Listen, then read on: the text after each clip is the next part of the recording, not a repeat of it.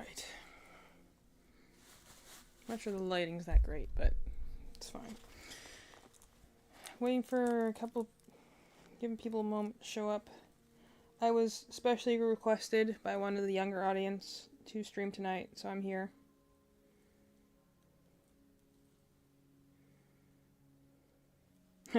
Everyone's talking about Steam sales online.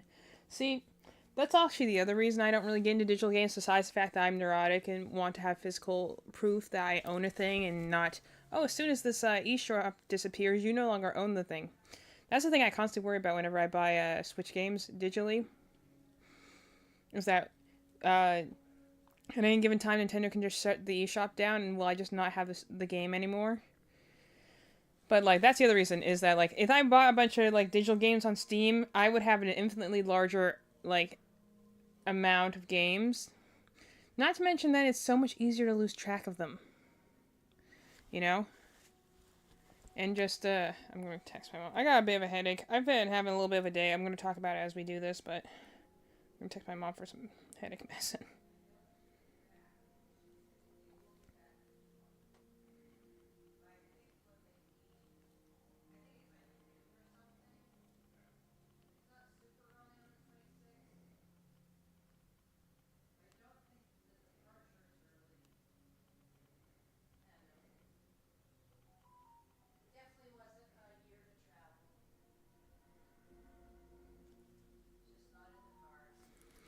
But, yeah, so it's not actually been a bad day. It's just been, it's Thursday, you're tired, it's been a while, it's been a bit of a week. So that's why I'm like, today's, I could crochet, I could do other stuff. Personally, the idea of only having digital copies doesn't really bother me, but it's it's also, I'm going to be an old person here for a moment. I just have a strong attachment to, like, physical copies. We've brought this up when we've done GameCube games before. But, like, a big part of, like, getting a new game experience, especially if you were getting, like, some discount game or something like that, was being able to take it home and then read the game manual on the way home. Like, on the way home in the car. And then you get home and you can pop open the game. And GameCube games had, like, their cases were thick. Their game cases had a lot of weight to them because they had, like, that little slot you can put the memory card in. And they always had pretty thick manuals. So it's like also part of that. And also I like being able to hold a physical case and being able to say, like, look at this thing I have, because anyone can look at cover art online. It's like, it's why I literally, like, to talk about, we're gonna be doing we're gonna start with Genshin Impact, then we're gonna do a little Star Rail. But, like, they have a physical edition of Star Rail coming out, and I bought it because I love physical editions.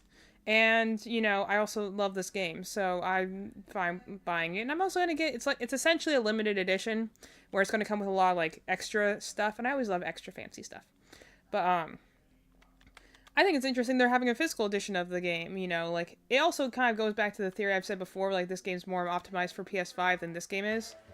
But, I like having physical editions. I like having things I can hold. I like when I got the physical edition of Battle Wonderworld, and that's a game I would love to revisit at some other point, but it had a little ticket that came with it, because the whole thing is about going to a theater, so it had a little ticket in it, and I'm like, I like physical things you can get with that, and while I do own digital games, like, you know, I have them, it's mostly, if I buy digital games, it's games I don't really care to get at full price, or games I could only get digitally, because I do have a handful of those, too. But, like, mostly if I get a game digitally, it's like because I'm like, oh, well, because I don't care to pay more than $10 for this, so I can get it usually way cheaper digitally. Or games like these two, like Genshin Impact, Star Rail are both digital games, so I have to play them on here. Or, like, the other one we have here, that we actually have not played on stream yet, is this one, Future Tone. This one's only, digital in the US for some reason. To be fair, the other Miku game we have on the Switch is only digital. But that's the thing. I'm like, I guess it's more. It bothers me if it's digital here, but you can get physical in, like, every other country. So, like, that's why I have a lot of, like, Asian editions or, like, Japanese editions, because I'm like, why is it only digital here, but I can get physical with a cool, like, game case and cover art everywhere else? You know, something about being from the younger generation that I never had is that I never had any of that. Yeah, that's the thing, is that, like, again, it's different. I think in some ways that's my reason I love video games so much, is that I literally kind of grew up with, like, the golden age of games, in my opinion. Like, when I was a kid, we had, like, the Dreamcast was just, finishing up. We were getting into the GameCube. The PS1 era is really big for some people. I more came in on the PS2 era, but, like, gaming is a phenomenal industry to study because of its how quickly it grew and learned and adapted and rose and fall again. So, like, all the, like, prime generations of gaming were, like, my childhood and, like, later, like, teenage years and stuff like that. And now we're in where we are currently. I have to keep track of what our chat's doing too. I like that everyone's like pressuring Mercy to buy games, and I would be too. That's why I bought a lot of games one year. Was I had to do my own games PC, and that's the thing. I never had a gaming PC because again, I grew up in a different time where like it took a while for PCs to be powerful. you know. Not to mention, computers were really for almost for work. I used my computer to read X-Men comics and play Neopets. Believe it or not, I got into Neopets way before Madeline did. So I actually was in the younger generation for Neopets, but like that's what I used a computer for. And then eventually, later on in life, like 14-year-old, I used it to watch YouTube. Like you used computers to like write Word docs. Like they just weren't very strong yet. And, like, because, we had emulators back then, but computers weren't very good yet, nor were the emulators very good, so you couldn't really, they didn't really last very long, or they glitched the heck out, and, like, bad frame rates and stuff, so gaming was for games. I have nothing against anyone who's into PC gaming, if you have a system that can handle that, that's cool. It's just something it's kind of the reason I'm not too huge on, like, games on my phone, is I'm like, I already have, if I have a phone, I'm asking it to do, like, 20 different things. If I have a computer, I'm asking it to do 20 different things. So I'm like, I see gaming things as, like, that's what, even if I'm, like, my PS5, I could technically watch movies on here if I wanted to, but I'm like, I use it for gaming because that's kind of its main purpose. Not to say that I don't do that, because, reminder, Star Rail didn't come out on PS5 until, like, pretty much 8 or so months, maybe a year after its release. So I actually had to play it on computer for a while, and it worked fine. But my computer couldn't quite handle it. That's why I want to play through the game again. It's because pretty much all the early game cutscenes I saw like half of. I would get like 30 seconds in, my computer would freeze and stutter, get stuck on a frame, and then when the thing caught up, it would be like you're in the middle of a fight, you see someone about to like dodge, and then the computer stutters and then it comes back in where it's already like smoke. And you're like, what happened? I missed something. Like, that's probably the reason I've never gotten to PSC gaming, guys. I've never had a computer that's strong enough to handle it. And I also just don't know how to optimize computers and stuff like that. I'm not against PC gaming. I actually played a lot of computer games growing up, too. But it's just like, if I can play it on something else, I'd rather play it on something else because those are dedicated machines and hardware meant to do games. And I'm just old school like that. But, no, I have no issue with it. I did play Star Rail for a while on my laptop, on my older laptop that's bigger and heavier than the one I currently use. The one I currently use is the one you might have seen before when I was drawing. It has like the flip tablet. My other one is much larger and it's a bit heavier, not by much, but it is a bit heavier. And I used to use that in order to play Star Rail on it, and I was just like, man, my computer did its best. I had to close like all the tabs just to try and help the game run a little bit better, and it didn't freeze up a lot. It was actually pretty well optimized games. It was really just in cutscenes, and sometimes if there's like you might see while I'm doing some gameplay, there's some enemies that have like wind effects that have like particle effects, and that makes things chug faster. So like it's one of those things. Yeah, I remember you telling me you built your gaming PC with your dad. So I'm going to start doing this because I want to do it. So, essentially the two things we're going to accomplish here, and I'll have to get up to Switch once we get into this. So, we're going to start with Genshin Impact here. Not to play, mind you. I'm literally just going to go and try and pull for the, like I told Mercy, the Grandpa Dragons. Because I'm going to try and get Zhongli if I can. Obviously, that's the first priority. I'm not leaving without getting him. But if I have enough left over, I would like to try and pull for Nuvlat. Would be nice. Because I could get him, like, +1 merged.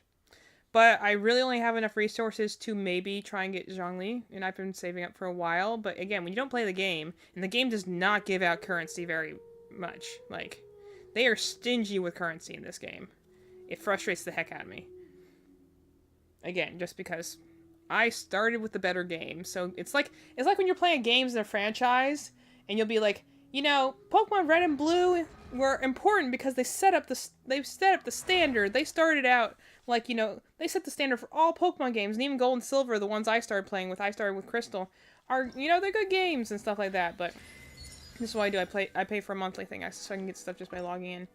But they like they set the groundwork, and I'm like, yeah, that doesn't necessarily make. I always love getting the birthday messages from characters and be like, I don't know who the heck you are, but I can kind of guess based on your description of like some characters. I can kind of guess what they're up to because like based on how they talk. But I like getting these like birthday messages and be like, that's cool. I have no clue who you are, but that's cool. Glad you're giving me items that I don't know how to use, but So like, I don't even know when I originally started this account, honestly. But yeah, that's all I do is I just do the daily check-in, and that's pretty much all I do on this. No, that's not what I wanted. And I just check in and do that, That's all I do in this game is I go in, I check in, I do that little thing, and eventually I'll, I do the check-in on the app to get like, I get like maybe 60 a month. I get like 90 a day when I do like the everyday thing. And like, but if you want any more resources than that, you have to spend more time in the game in order to do that. And most of them are, at least in the region I'm in, most of them are combat based. I'm not great at the combat, so eventually doing that day after day to build up resources got very frustrated, and I'm like, you know what, I'm just gonna pay the $5 a month and get the daily way things, because even then, logging in with the Welcome Moon Blessing thing, it still gave me more than doing like 5 tasks a day. That usually frustrated me. The one I hated was the one where you have to go and like break barrels for this one like night trainee girl near the night area, and you had to break barrels, and some of them are things that are like, okay, now break them all at the same time. I'm like, there's no way to do this with the first. Okay, I'm gonna move over to the wish screen because I didn't know she could still talk, and I hate her voice. Anyway, no, but that's the thing is that like you have to go and like break these barrels in a certain formation, which is fine if you have more than the first 4 characters in the game. If you don't, you're kind of screwed. Like here, break them in a line, or break these 2 over here and that over here. I'm like, how am I supposed to do this? I have I have 2 people with a sword, I have a person with a bow, I have a person with a tome, and I have a person with a heavy sword. Is there some attack formation that I'm just missing? I tried to use the Traveler, and I felt like an idiot because I tried it like 6 times, and she just said the same voice line every single time.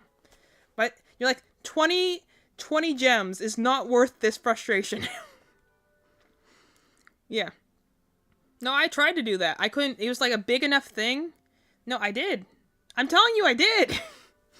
It was a formation of because it changes every time. It's not always like all in the center. Sometimes it's a large circle. Because trust me, I know what my moves of the characters I do have. I know what moves they do, and I tried to do it, and I could not get it. It was like a long line, and so no matter what, that. Oh yeah, again, I've been saving up for a while. I found out Zhongli was coming back into focus about 4 months ago. So I've been doing the Welcome Blessing Moon since then. Not to mention, every time there's a bug update, every time they do a new version patch, they always give you gems as compensation for whenever they do an update and you lose time in the game.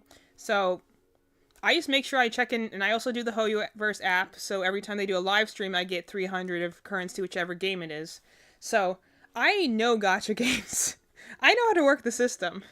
I've been playing gacha games for years. I know how to get the absolute, like, pulling blood from a stone sort of free-to-play mechanics. I know how to get, I know how to get resources in this game. So, like, it's not that I don't know how to do it in this game. It's more the fact that I'm in this game that's being incredibly stingy with the resources, and then I literally go one step over to its younger brother, who's just handing me a gift basket as soon as I walk into the door, and I'm just like, which of them do I want to give my 1 hour video game time I have today? Because for a while I did both, but, then it just, like, it usually happens in the fall. I get busy, I have less time to give out, so it goes to the one that, is giving me more enjoyment, Anyway, for the question for Eliza in the chat, she's a person. Do weapons matter? Do weapons matter? I see these things, and I always wonder what the heck these are supposed to be. And I also don't get the whole like choose a path. What's that supposed to be about? So weapons do matter. Let me put it this way: as a free-to-play person who does not have an excessive amount of experience in the game or buy-in in the game, do weapons matter? Namely, I'm like, we're obviously going to try and pull for him first. But like, essentially the difference is like, if I had leftover, would it be better to try and pull for him again? I might try and pull for him again, or would it be better to try and maybe pull for a weapon? Also, this banner's trash. I don't know why the heck it exists. Again, hate to draw comparisons, but why is there only 3 possible options here?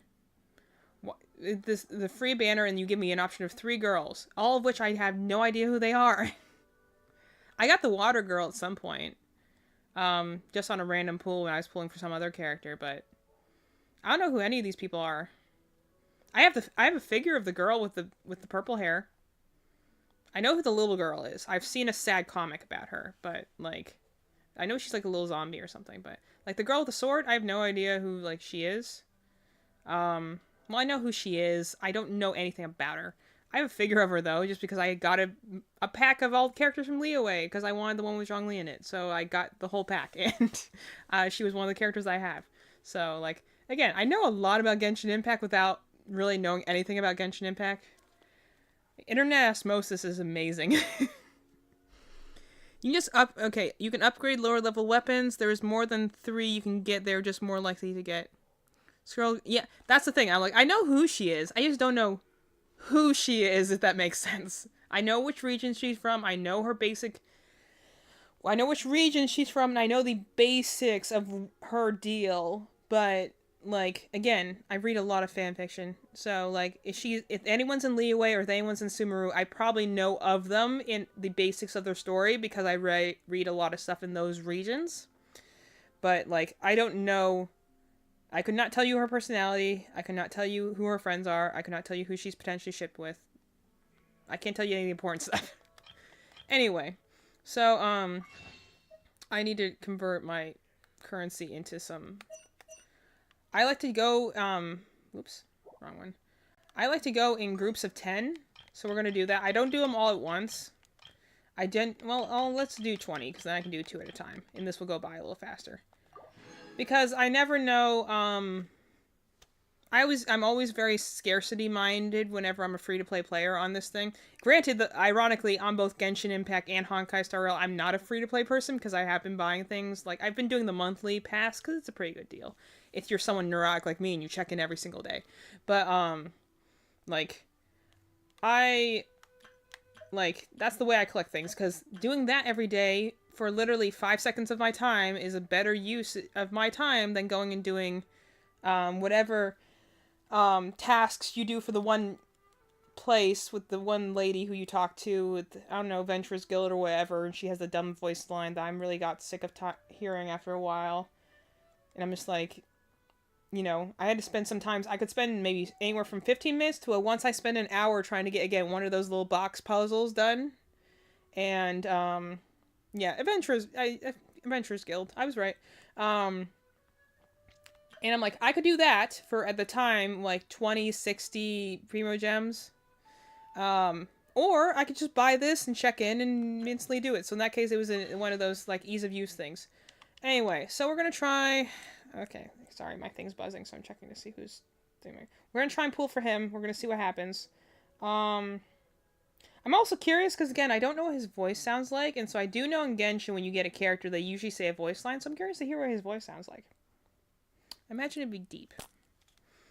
Catherine, yeah, that girl. I know who she is.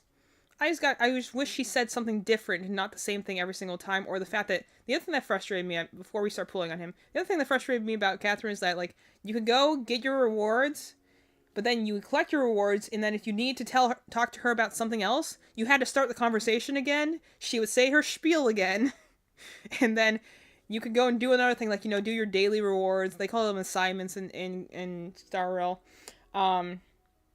It's a UI issue. Again, not gonna be bitter about this. We're here to do some good things, but it's like, when I'm going in Star Rail, I can collect all my daily things from the same menu. in Genshin, I have to travel to like 3 different locations in order to get the things I need. That just gets tiring day after day. I'm a daily player when it comes to gacha games. Like, I could write a research paper on gacha games because got another. I have so many of her. People tell me that she's good. Official, I believe. I also have a figure of her. Again, I got them on StepPat, so she happened to be in it. And I tried using her, and her voice lines annoyed the heck out of me. So I'm just like, it's so hard to play a game when my dad thinks he's funny. Here. I was trying to get somebody to give you a delivery. I know, but I like the fact you couldn't be like, hey, here's your thing. Like, no, here, let me give it to you, we Foxy the Pirate. Well, somebody had to give it to you. Foxy was smart enough. And the funny thing is that I looked at her appearance like, she looks cool. And so I'm like, and she's electric. So I was like, I was trying to do her, and I tried to use her in like one combat, and I'm like, oh gosh, you're one of those people that talks to themselves in the third person. Oh no. She reminds me a lot of a character named Owain in Awakening, who's not innately a bad character, but then when they had characters that were like him in later Awakening and later Fire Emblem games, they just kind of doubled down on the whole, I'm the greatest thing, I'm going to talk to myself about this great legend that's really just me kind of hallucinating. And I'm like, great, another one of those characters. People say she's really good. I have like 5 of her at this point. Not going to use her. She's a bow user too. The bow users are so hard to use. What this game needs to do is give you more direction in the beginning. Alright.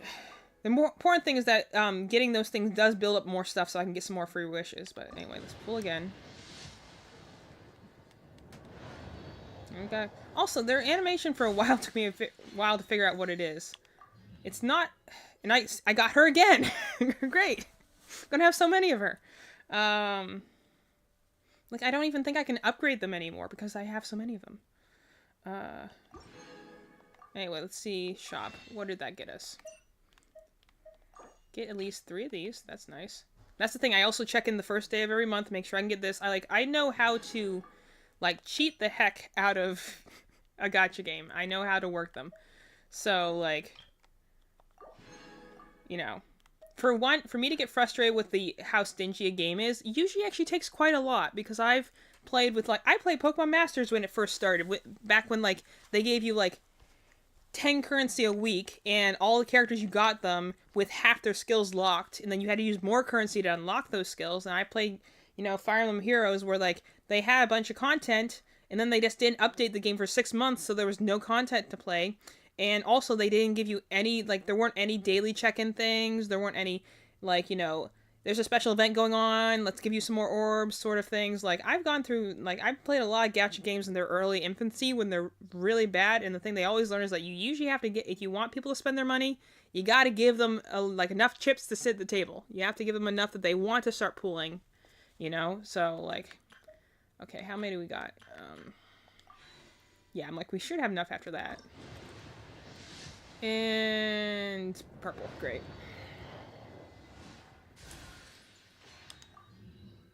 Well, she looks cute. I don't know who she is, but she looks cute. Okay. So far, so good. No luck thus far. You know, the only time I've actually gotten someone very easily is, again, I showed before my characters I have on here. I got Sino on the first try, and I was like, I was just going to pull on him randomly because, again, I knew who he was from, again, knowing a lot about Hate Them. I knew who he was from that. But I was like, I'm just going to try on him because I know who he is, and it would be cool to get him. And I pulled once, but I didn't really care if I got him or not, and I got him the first try. I'm like, it's only when you don't want to get, when you don't care if you get the character, that's when you're going to go and get them first try. No, when I had to pull it, the first character I genuinely tried to get was Nuvola, and he, I used up all my currency that I built up over the course of 5 months, and then I still had to pay, like, an extra $30 to get more, to get enough to get into the pity range for him. And I barely made it, by the way. I just got lucky enough that I did make the 50-50, and I literally used up everything I had. Which, again, only frustrated me because I had literally just gotten, like, a similar unit in Star Rail way easier. Okay, we got a gold one, so let's see. That's nice. See, I just need to complain about the game, and that gives me stuff.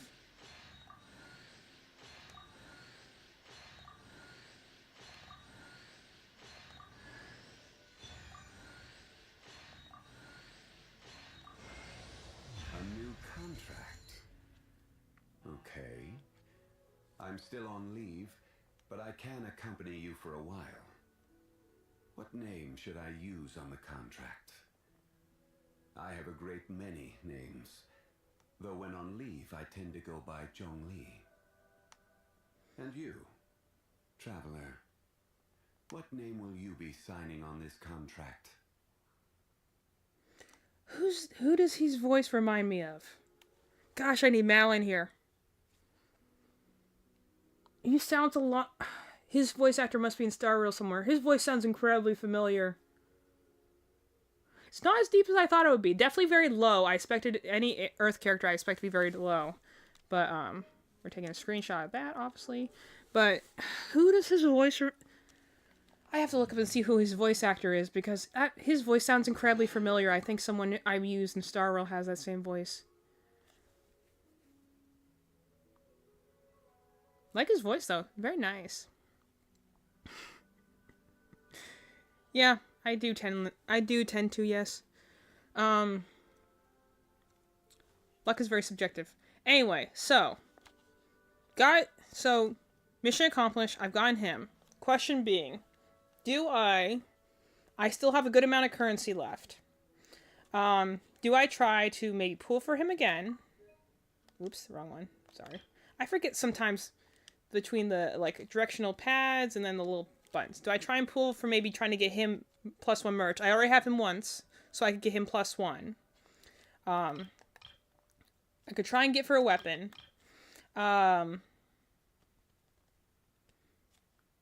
Thoughts from the Genshin people in the crowd. Let's see. I don't want to spend up all my money, honestly, because you never know when you're going to want to get another character. But I'm like, if I have the mean to pull for someone else again, I might as well. I've been saving up for a while anyway.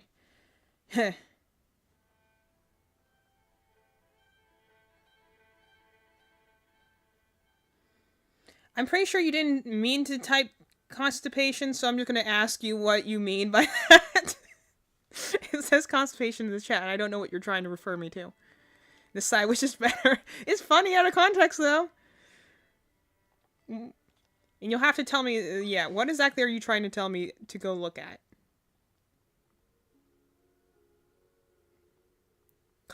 Okay. Yeah, still not spelled correctly, but I get what you're trying to tell me now. That's on the character page, right? It's, this one, right? What do you do with this?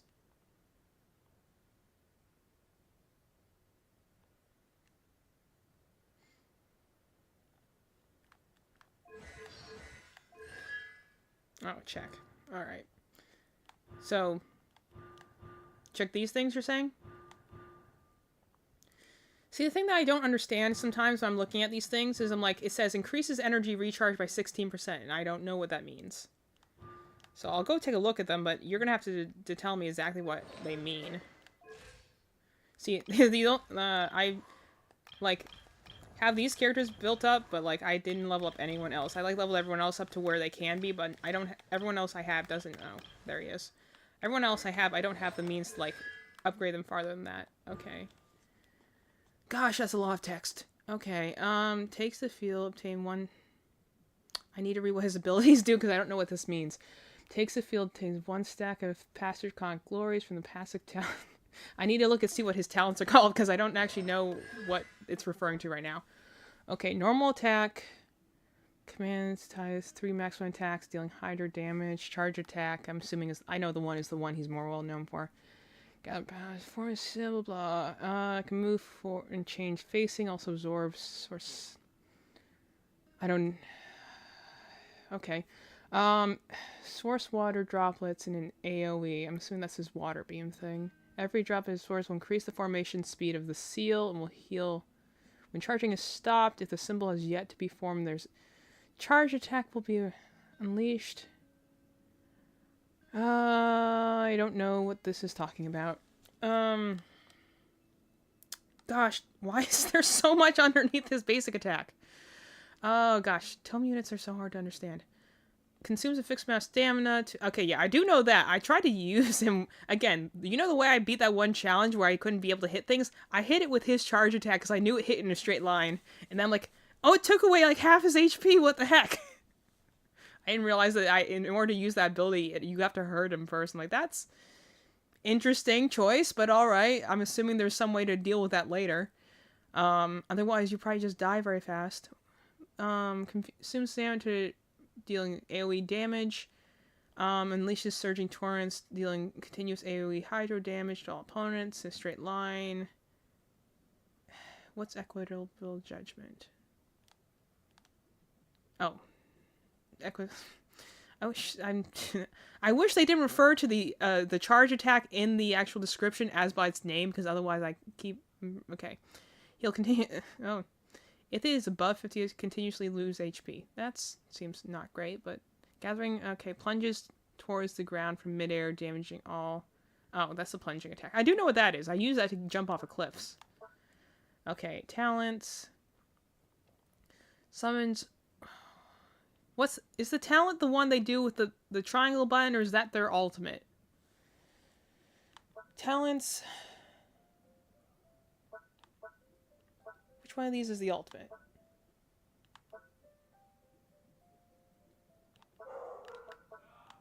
I don't even know what these are, but they're not even unlocked for me, so that's fine.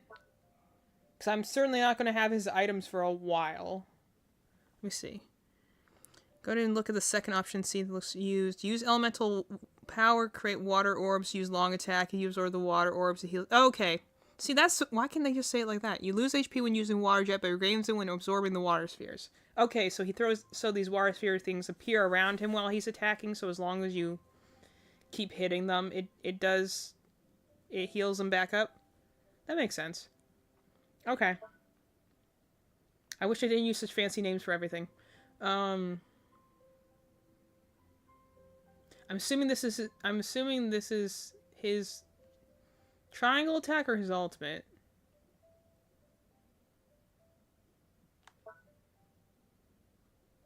Oh no, this is probably his ultimate.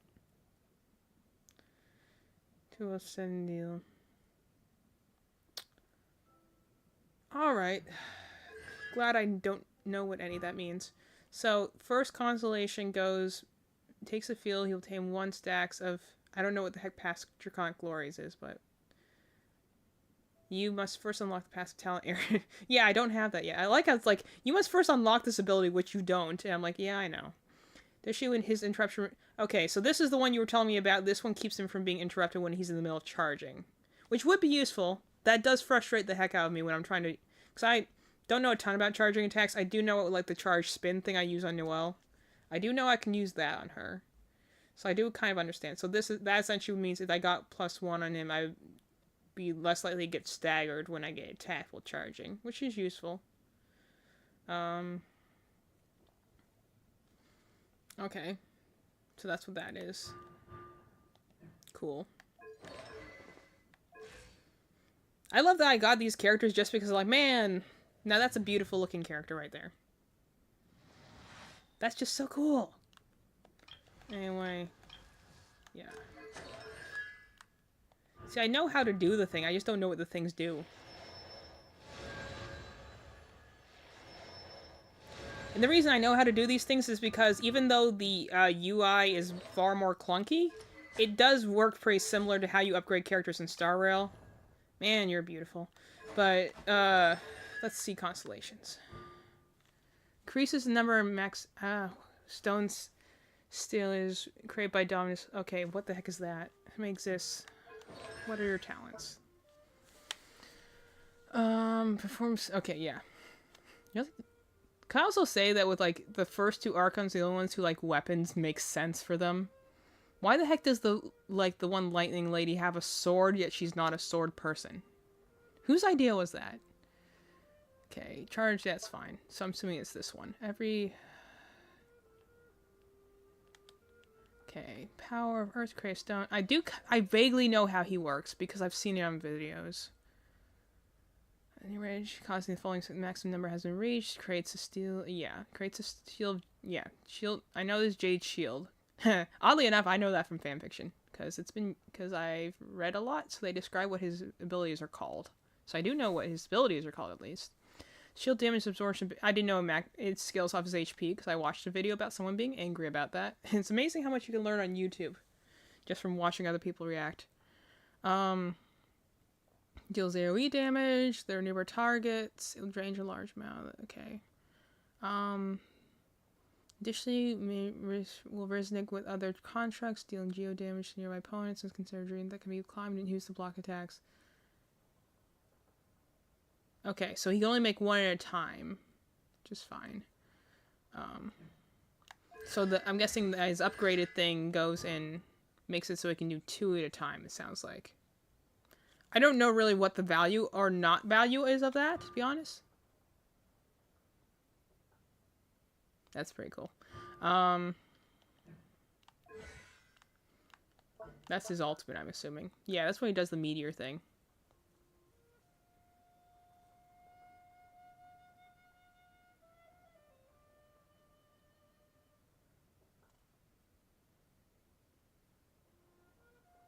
Yeah.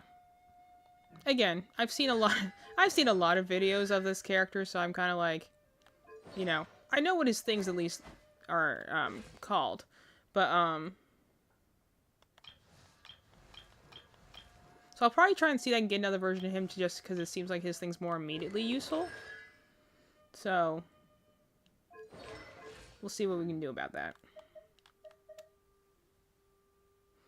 Okay, the ultimate encases all enemies in rock for a short time before... Yeah. Triangle attack. Okay, you need to equip Archex and... Yeah. I do. Yeah, I know, again, I know the very basics of how the things work in here, again, because I understand how Star Rail works, and I know that these are by the same company, so they're similar in a lot of ways. Just different enough that I can get confused, but... Okay, well then let's see if we can try and pull for another one of him. I got the resources to do it, so why not? Malian also really loves him, so, you know, should be happy if I can get him. Okay, got random girl with the little bunny again. I don't know if the person in the front with the red hair on that banner is a guy or a girl, to be honest, but I assume if it was a girl, they have much more prominent boobs. Because that's how gacha games roll. There we go. Okay.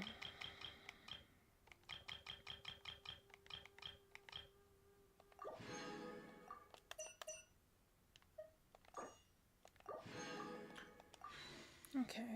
Let's try again. Yeah. I assumed guy, but you can never tell. You assume if they have a flat chest, they're going to be a guy, but sometimes they're just a young girl. And for some reason, gacha games have this obsession with both, like, girls that have ridiculously large boobs, but also, like, a lot of young girls for some reason. And that just, I can go on about that. Oh, well, I guess I got him now, whoever that is. Cool. I guess I'll figure out what your name is when I go and check what my characters are.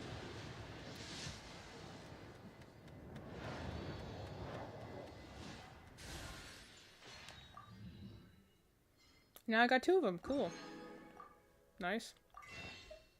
Alright, let's do it again.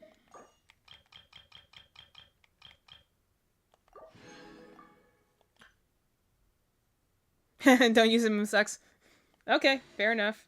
I don't know who sucks or doesn't in this game, so, you know. I use the people I think look cool. And no one that uses the bow, because I cannot figure out how to make the bow. I will have to figure out how to use the bow users, because I do want to try and use Tainari, because I think he's cool. But, and we got her again! Yay! Yeah, because I can only max out the characters if it was, like, other 4-star characters that I might, like, actually use, like, I get, like... If I got more, like, versions of Kaya, that'd be fine, because I think he's cool. But it's always I get repeats of the characters I either don't know or do not like. I was like, sure, why not?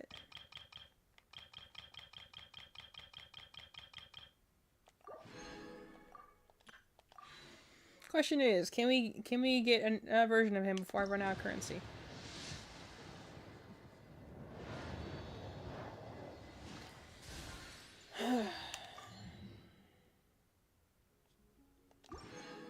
Didn't even get character on that one. Lovely.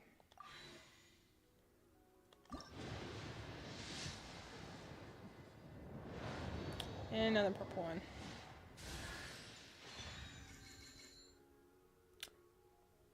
Okay, we're gonna take a moment to talk about this.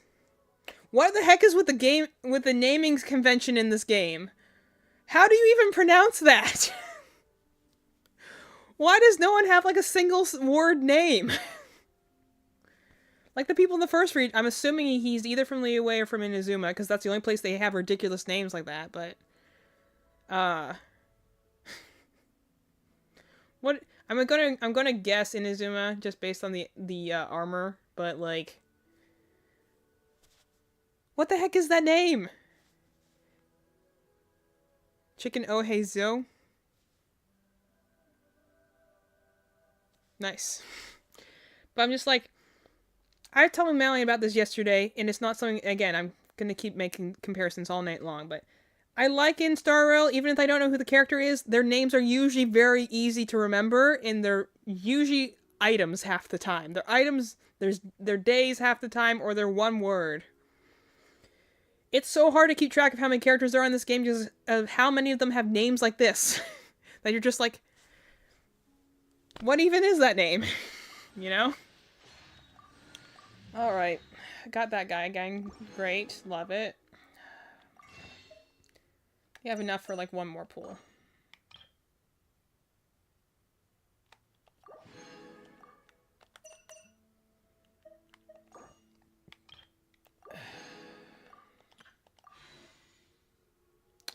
Yeah, so they have enough for essentially one more pool. Nice.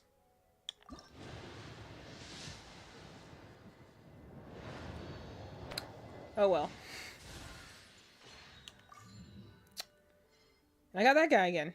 Nice.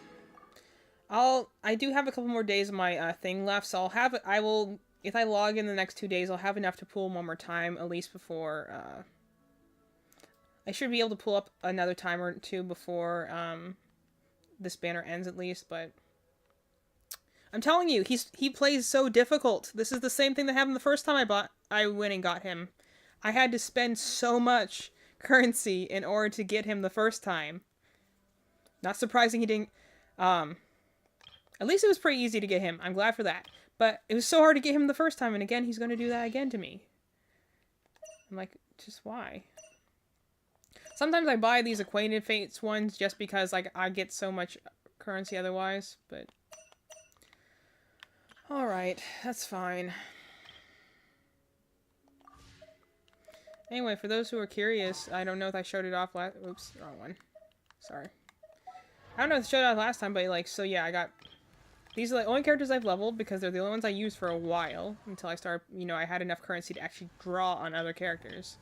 But yeah, I got him for like stupidly easy for whatever reason. I just think he's cool looking. It's also the one they use on all the marketing, so he's pretty cool. I got him again pretty easily. I pulled on him like twice, and I got him. And I just thought I like that he has this kind of like gamer aesthetic. Also, I played him in the demo, and he was like the only character that I was like, actually, this is fun to play. He's my second favorite character, so obviously I actually spent a ridiculous amount of time building up currency again. Spent over like 6 months in order to be able to get him. Because, his trailer was the reason I actually started playing the game. Because I'm like, oh, this game actually might have potential. Not to mention, he's got a really cool, like, little cape thing. And, you know, you gotta get the autistic representation. So I got him for free when they had the free banner thing where they just, like, gave out, they gave out a free, 5-star for their 5th anniversary. Which is a bit late for a 5th anniversary. But, I got him. So I will have to learn how to use bows at some point. Obviously he was the first 5-star character I got, so... It was a pain in the butt to get him the first time, so I'm not really surprising it's taking long to get him the second time. But, also just a really great character design. Love the outfit. Very nice. Very strong Edgeworth vibes going on with this man. I got her, in the process actually of trying to get him. I got her like, no, I got her when I was trying to get Alhaitham. That was what. I got her when I was trying to get Alhaitham, so I don't know really... I know who she is. I know where she's from, but I don't really know anything about her. People say she's not great. This is the character that Sadie loves. That's the reason I know who he is. Don't know how to say his name. And she doesn't know how to say his name either, but I know this is the character that Sadie loves. This is the one... I do know who he is. Because I remember looking and being like, I didn't know like how to check abilities. So I actually have him completely maxed out because I was trying to pull for someone else and he was the 4-star character. But I didn't realize he had a shield ability. I'm like, I could have been doing that this whole time? I was looking for someone with a shield and I didn't realize I already had someone with a shield. So I got him. I think he's pretty cool. I more know than him because I know he's shipped with the one guy with the blue hair and the water sword. So I got her. Again, she has strong away energy for anyone who's played Fire Emblem Awakening. So I have her maxed. Oh, I need to upgrade your thing again. I now have her maxed out even though I'm never going to use her.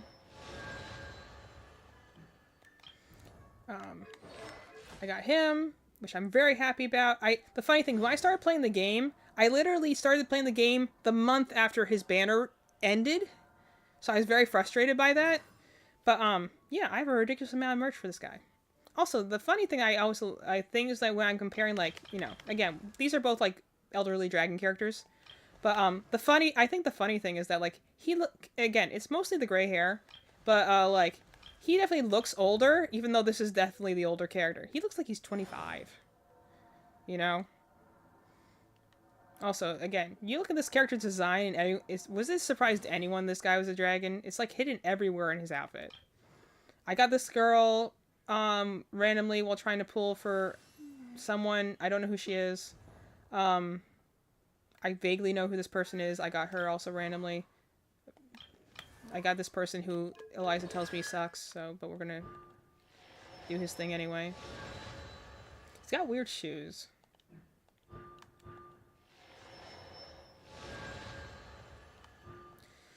And yes, Eliza, I'm glad I got Zhongli at least. He's the one I wanted to get. Like, she looks cool. Don't know who she is, though. Apparently she's from Mondstadt, and I'm kind of like, really? Also, look at this person and tell me. She looks like someone who would use knives. Look, she has a knife right there. Why the heck is she a lance person? Like, she looks like she'd be using a sword. That's so weird. I assume she's from Mondstadt. That's the only place that really has a church.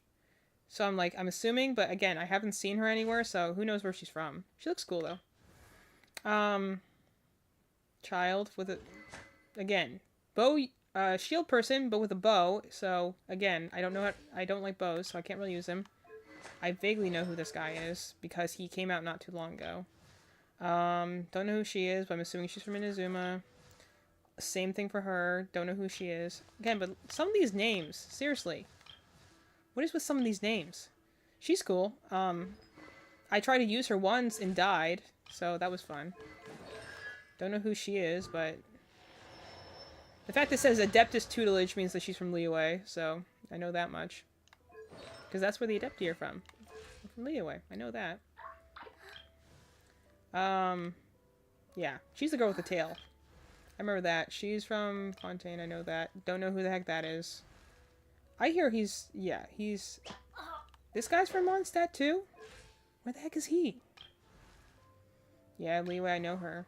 She's the one that I hear you can get for free. So yeah, that's what I got. Those are my characters. Anyone who's curious, has an ability that heals you and does her ability heals you? Why don't they...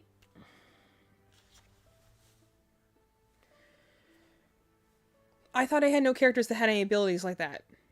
Why don't they put that somewhere on the character? All the thing I can tell is that I go and look at these characters and it just says lance person, sword person, bow person. In fact, it doesn't even show you that much when I'm going through and... Oops. When I'm going through and, like, trying to make a party setup, and I'm going through all these characters, you don't even know just looking at them off the... Like, if you're looking at them on the main character scene, all you can tell is what element they are. You can't tell what weapon they are until you go to the weapon thing. And then even then you're, like, kind of like, oh. Like, whether it actually makes sense, like... Well, your weapon does make sense. But, like, the amount of people that are... Yeah, you look so awesome. The amount of people that are, like, they are wielding something that doesn't look like they should be wielding... You're a bow... See, this guy looks like a ninja or something. He doesn't look like he should be using a Tome. She doesn't look like she should be using a lance, but she's fine. Also, why are they always, like, it's always cat girls. Like, or fox girls. Why are they, like, all the beast characters always girls? Not in just Genshin. I mean in gacha games in general. Like, why are you... You don't look like a bow person, but that's fine. Caesar's... Okay, sword makes sense for her. Another bow person. Tome. Also, I'll give her points. She at least looks like a mage, so it makes sense for her to use a tome. You're a lance person? I would have assumed you were a bow person. She's a sword person, you're a lance person. Heavy sword, light sword, lance. But my biggest thing is that I'm like, how are you to tell that this lance person and, like, you know, this lance person, what's the difference between them? Like, you know, I don't know what role they're supposed to play in combat. So when I have limited resources and I have all these weapons and all these other stuff, I just don't know what to do with it, is the problem. I'm overstimulated. There's too much information, and I don't know how to... I do love the detail that, you know, like, their, like, outfit glows depending on which element they are right now. Nice little detail there. I do like this. I mean, look at that. Isn't that cool to see the city off in the distance like that? There's virtually nothing to do there, but this world's so pretty. I love, like, the... Oh, there's some things fighting over there. Nice. The world's pretty. I love it. The character design is awesome.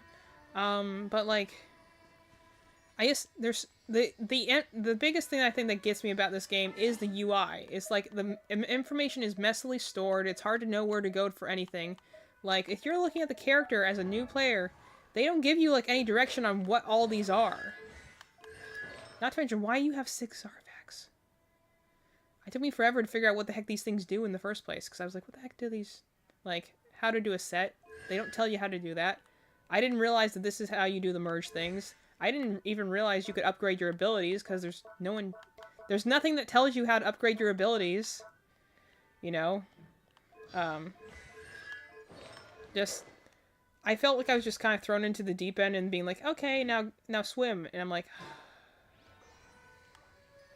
Essentially, I guess I can say when I'm playing other gacha games, I'm used to it getting started faster, and at least giving you a lot more...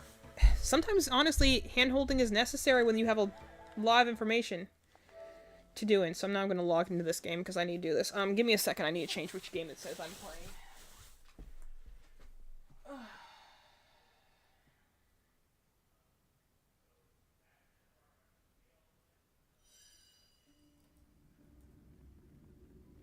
For anyone who plays my campaign, this is definitely what our training looks like.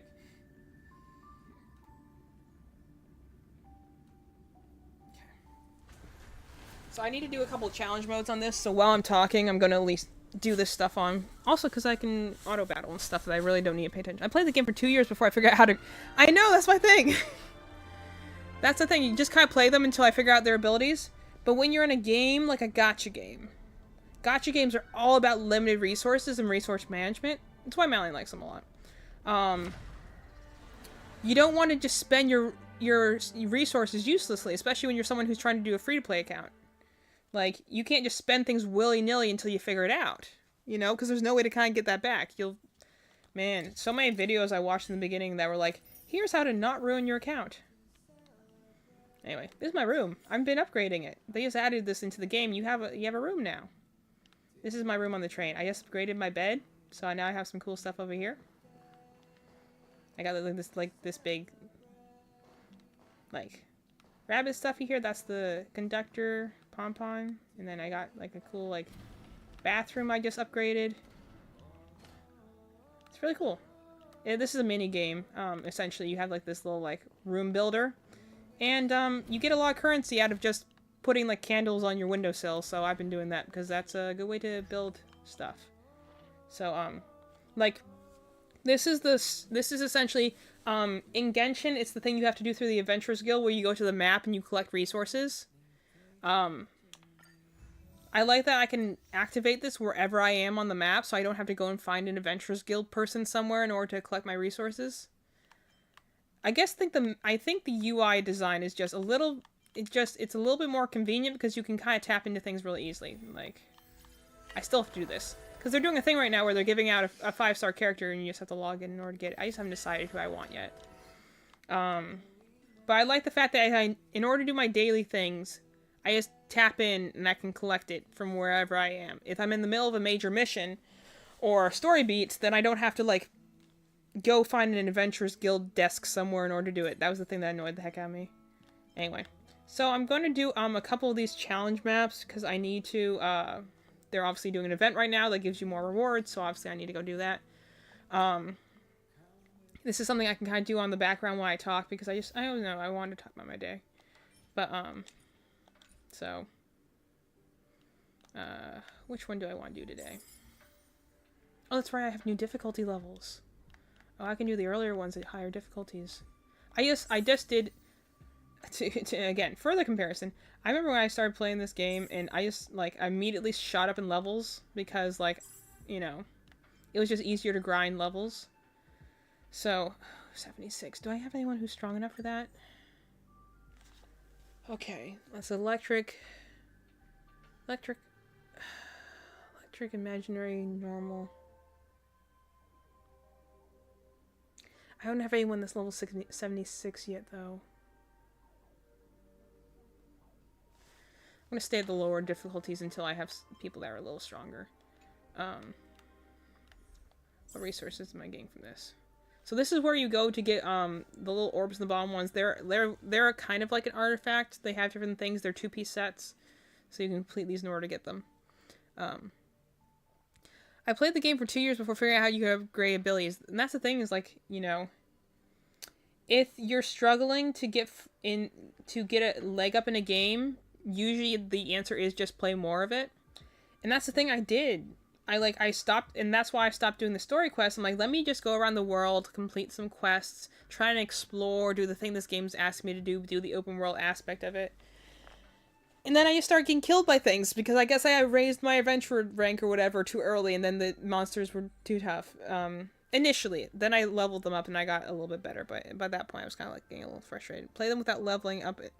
I play them without leveling them up in a first level domain. Yeah, I also don't really understand how the domains work. I tried to figure it out, and I think I was just doing it wrong, because I'm like, this should not be as hard as it is. This feels way too hard. Yeah.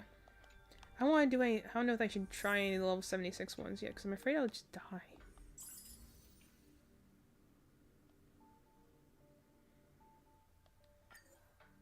Which one's the one that has Kafka on it?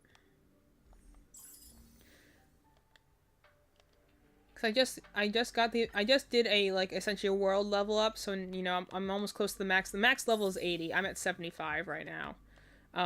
That's why I'm thinking of starting another playthrough. So I'm just kind of, like, thinking about, like, honestly, doing this at first difficulty was hard.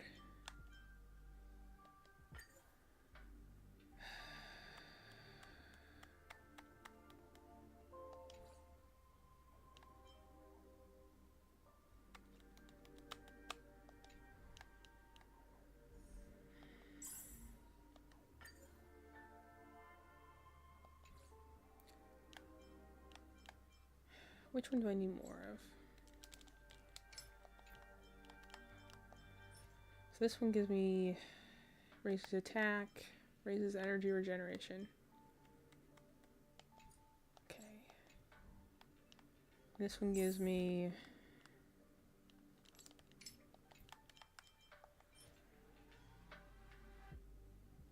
crit rate and attack.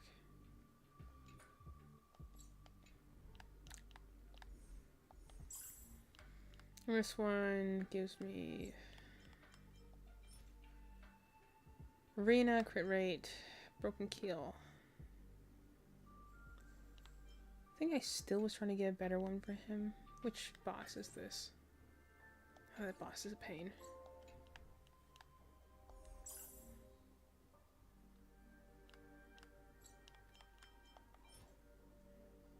Defense, crit rate.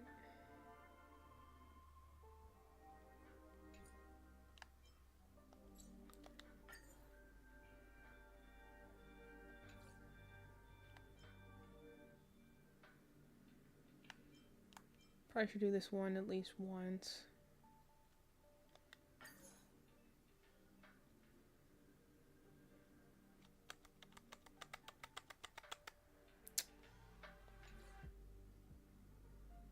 I'll show the characters I have in this game in a minute. I'm just trying to decide which ones I want for this. We'll try it with this team. What did I take on this path last time?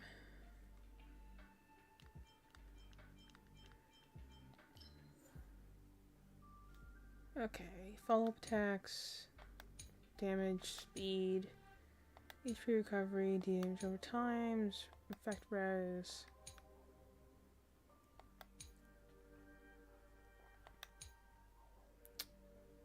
Let's go elation. Anyway, so if anyone has anything they want to talk about, discuss, I'll be free to do that while I'm putting this in the background. Oh, that's a good one. So, yeah. I'm gonna play a little bit here.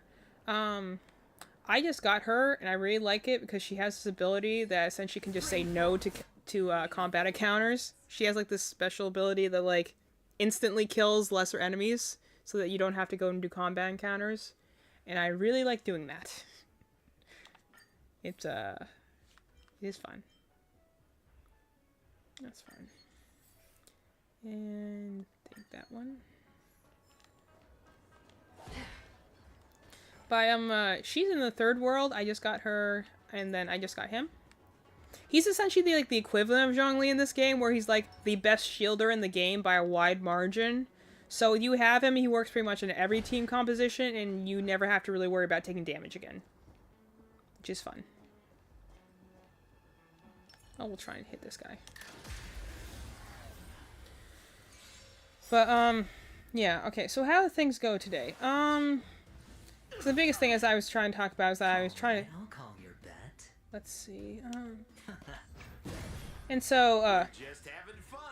something I also, as long as we're here talking about it, the thing I always think is, funny... Did you come here of your own volition? Is that, so, kind of the, let's go with this one. Kind of the vision system that they have in this game is what they call paths. So every character walks a certain path. The cool thing about that, I think, is, like, you know, so in Genshin they have the visions, which allows them the, you know, the elemental powers. They can use it however, depending on, you know, their, like, there's, I believe there's some sort of, like, you know, you earn it depending on something, like, about you, and, like, if you are in line with that particular god's element, something like that.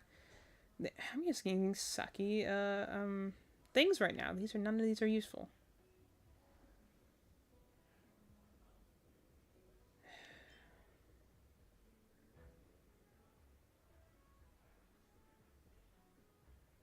I guess that one's not the worst.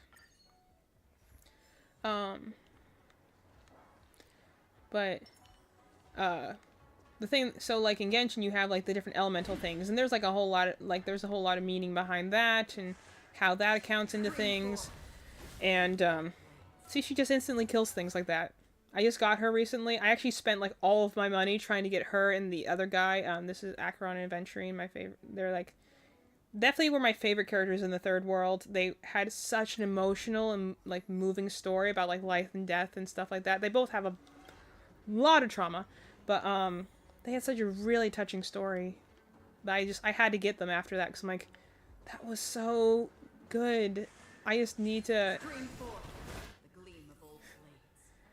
you know, like, I just felt so emotionally attached to them at the end of the world. I'm like, I have to get them. No matter what it takes, I have to get them. So I spent, I didn't spend actual money. I had been saving up for a while, but, let's go with this one. Nice. But, it was one of those things that, like, there's another character they say, she has a cool follow-up attack, because sometimes it just kills the enemy outright like that, and I think it's fun when it does that.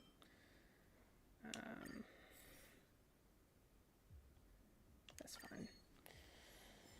So,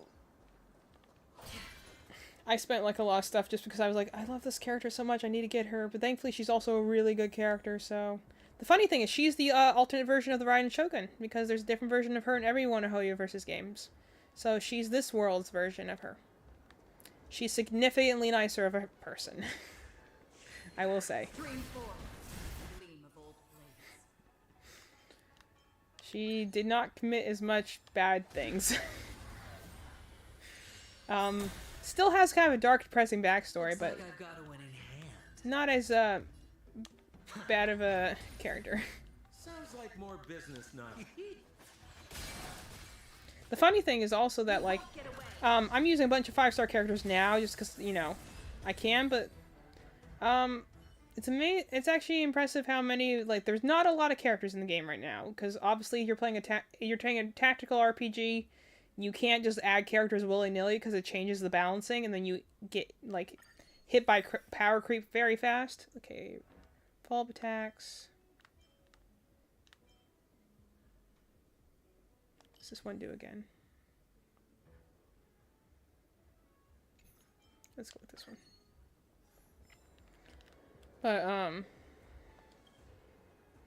Storms on the horizon. a lot of the 4-star characters in this game are actually pretty good. Okay. Burn away. Feeling lucky.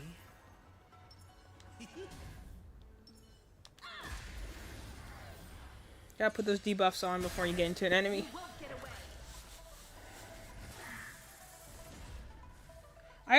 I refer to her, like I told Mallory, I'm like, she's like your train mom. So, like, on the Express. The other thing I think that makes the story a little bit easier for this game to, like, get some buy-in for you is, Been cast. Bust. I made a D&D character that was just like him. I didn't even intend to. So, yeah, obviously he has a thing about gambling, in case that isn't obvious. Perhaps you still don't understand. You know, But, like, she's like the navigator of your train. the heavens, and I'm no exception. And she has a giant space laser. That's fun. But she's like your train mom, so like she's like the leader of like the Astral Express crew, which is, you know, the Trailblazers a part of. But then you have like this other person who's like, you know, like a seriously wanted criminal that's also kind of like your mom. So I just refer to them as Malin as like your train mom and your crime mom.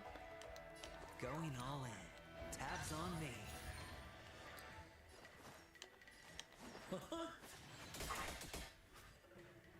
Another journey begins.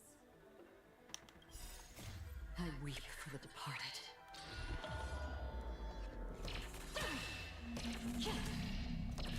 Dust's reign, it too shall fall. You won't get away. Follow-up attack.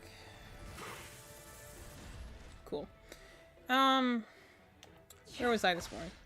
So, why was it a long day today? So essentially, like, I have, like, I have to, like, you know, I said before, I nanny on, like, Thursdays and Tuesdays. Alright, Cute I'll kid. call you Really that. cute kid. What are you Let's try and do waiting for? this. The customer is king.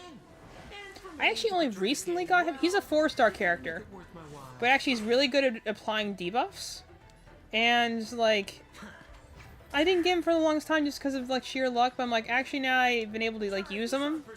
It's really nice to have a character that can apply debuffs really easily. Because damage over time is definitely something. Debuffs and damage over time are things that you always want to try and do when you're doing a turn-based RPG.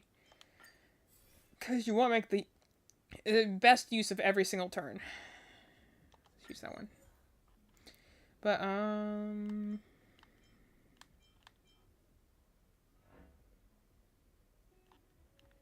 let's go with that one. Get the space cheese.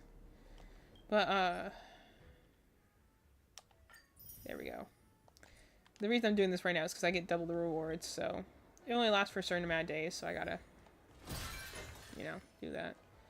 Do I want to grab anyone extra?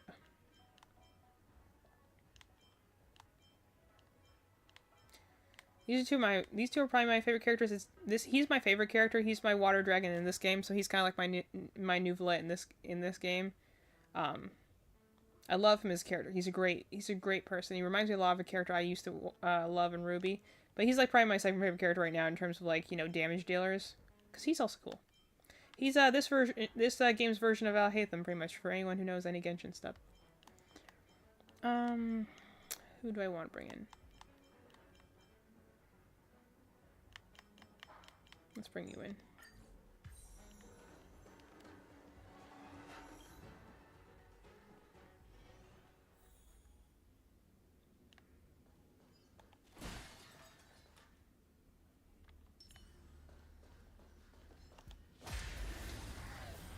But so, like, I had to go nanny this morning, and I think it's my last day to nanny. So I'm like, you know, kind of like, you know, on one hand, you know, like, yeah, you're not going to get paid over the season, but also freedom for your mornings again, which is always nice, but, so I have to do this, and normally my, like, brother drives me. And, I don't know, it's just been kind of, like, weird vibes lately. I think he's just been either tired or just busy doing stuff with his girlfriend or something like that, but, like, so we have to leave the place at, like 9 in order to get there by, like, 9:20 is when my, like, contract starts. And so, I love when her follow-up attack just kills people. The more automatic... Follow-up attack is a really favorite blessing of, like, strategy in this game, because the less things you actually have to do and the more you can put, like, on automatic battle means that you can kind of, like, focus on the good things of this game, which is, like, the story and the world building and the exploration, and not to worry much about, like, doing damage to the enemies. Random DOT. Weakness. Broken. Let's go with that one for now. Oh, good. More technique points.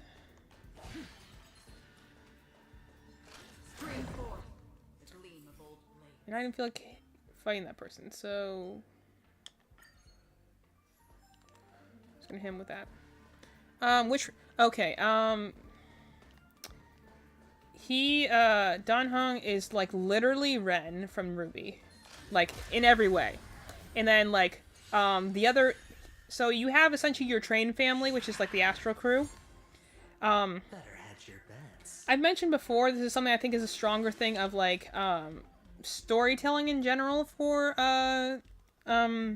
this game, is that the Trailblazer isn't the sole hero. They're your playable character, but it's your, like, the whole Astral Express crew of people who go from region to region to region, and they're saving lives, and you're not even the main hero sometimes. And that's kind of refreshing to not always have to be the person that, like, everyone depends on. So you have, like, you have right here the girl in the red hair, that's Himiko. She's the person who navigates the Express, so she kind of is a leader. You have this other guy who's, like, essentially, like, this older grandpa sort of guy he's actually, like, his actual profession is being, like, an anime and manga artist, but he also has the power of gravity in order to, like, literally warp reality and create things from nothing, and is practically a god in his own terms. So, he's fun. Love him. But, and then you have the other two who are, like, the younger age and, like, your age bracket with the Trailblazer, who you can either see as, like, they're either commonly shipped or they're considered, like, they're, like, kind of, I see them as having a very strong sibling bond. But so you have the one who I'll show later, who's Don Hung, who's the one who has... He looks a lot like Ren, too, from Ruby. But, and then you have the other girl, March 7th, who you can see on the little icon. She's, I guess, the closest thing you can have to something like Paimon, but she's just not annoying. I mean, she can be annoying, but the beautiful thing is that she doesn't have to talk in every single conversation, so even if she does get annoying from time to time, she's not in every scene. So, much easier to look around. No, I'm just gonna go with base attack, because I need to save my skill points. Alright, I can't lose this one. He hits them with a 12-sided dice, and I think that's funny as a D&D nerd. But, and then you have March 7th, who's literally like Nora, so they're not like a romantic relationship, but you have essentially like Ren and Nora as like your straight man crazy person, and then you have the Trailblazer in the middle, and so half the time you're just kind of like choosing which side. They're like, are you going to be more careful, and are you going to be more like, no, let's hit it with fire sort of vibe in your conversations. So they have a very funny dynamic, and of course the Trailblazer does have a very distinct personality. They're kind of like a lot of people call them like a trash raccoon, because they have this obsession with trash cans, and usually go at most problems by hitting it with a baseball bat. But, you know, have obviously their sentimental side too, because, you know, you don't always play as the Trailblazer. Sometimes you do play as other characters. In fact, the thing that I thought made the third world really strong is that sometimes you played as other characters, so you could see the whole story of the world from different perspectives. So, like, you know, it was kind of funny to see at some point where, like, you weren't in control of the Trailblazer, and so you could see from, like, other person's perspective, like, how crazy they are, because the Trailblazer is vaguely, like, fourth wall breaking. like they treat their life kind of like a video game. So like, you know, they're going to be like, someone be like, stop breaking all the vases. They're like, I'm looking for collectibles. And everyone's like, you know, what are you doing? You're crazy. And, you know, it's just meta enough that it's funny. And you understand this is a character that, like, you don't really know anything about where they came from, much kind of like the Traveler. But, like, I think it's funny sometimes where they're just like, yeah, we need to put her on a leash one of these days because she keeps damaging things. I actually had trouble choosing between the female and the male one originally, in both games, because I think the female and the male Trailblazer and Traveler both look pretty cool, so. Go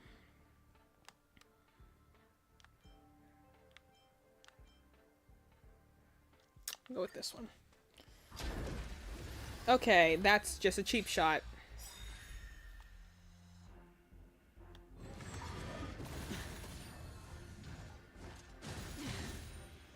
I actually don't mind them hitting me, because the more they hit me, the one I told you about adventuring, the one who's the blonde in the middle, the thing that's coolest about it is, like, first of all, he's the only character that can shield the entire party at a time, and your shields deplete before your HP does. So that means you can actually, like, you could just have him do this every single turn and, like, get a lot of, like, take a lot of damage without really being afraid of taking damage, so to speak. But the thing that's cool is that, like, when his shields are damaged, so if he's damaged or other characters are damaged, he'll do a follow-up attack. So again, like, one of the best things to do is doing follow-up attacks, because then you can get damage outside of your own, like, she's going to do a follow-up attack now. Which does, see, pretty much just kills half of them right there. And so, that guy held on. Also, you see this thing? She has a briefcase that's a buzzsaw. When I first saw her as a character, I was definitely not expecting that. And anyway, something I was talking about a little bit earlier is the visions versus the paths in this game, which is essentially the different, like, elemental systems in this game versus the other game.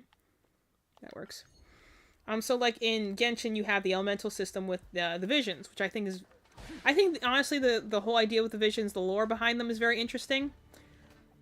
Again, as someone who's spent a lot of time in the fandom and read many fanfics, I was...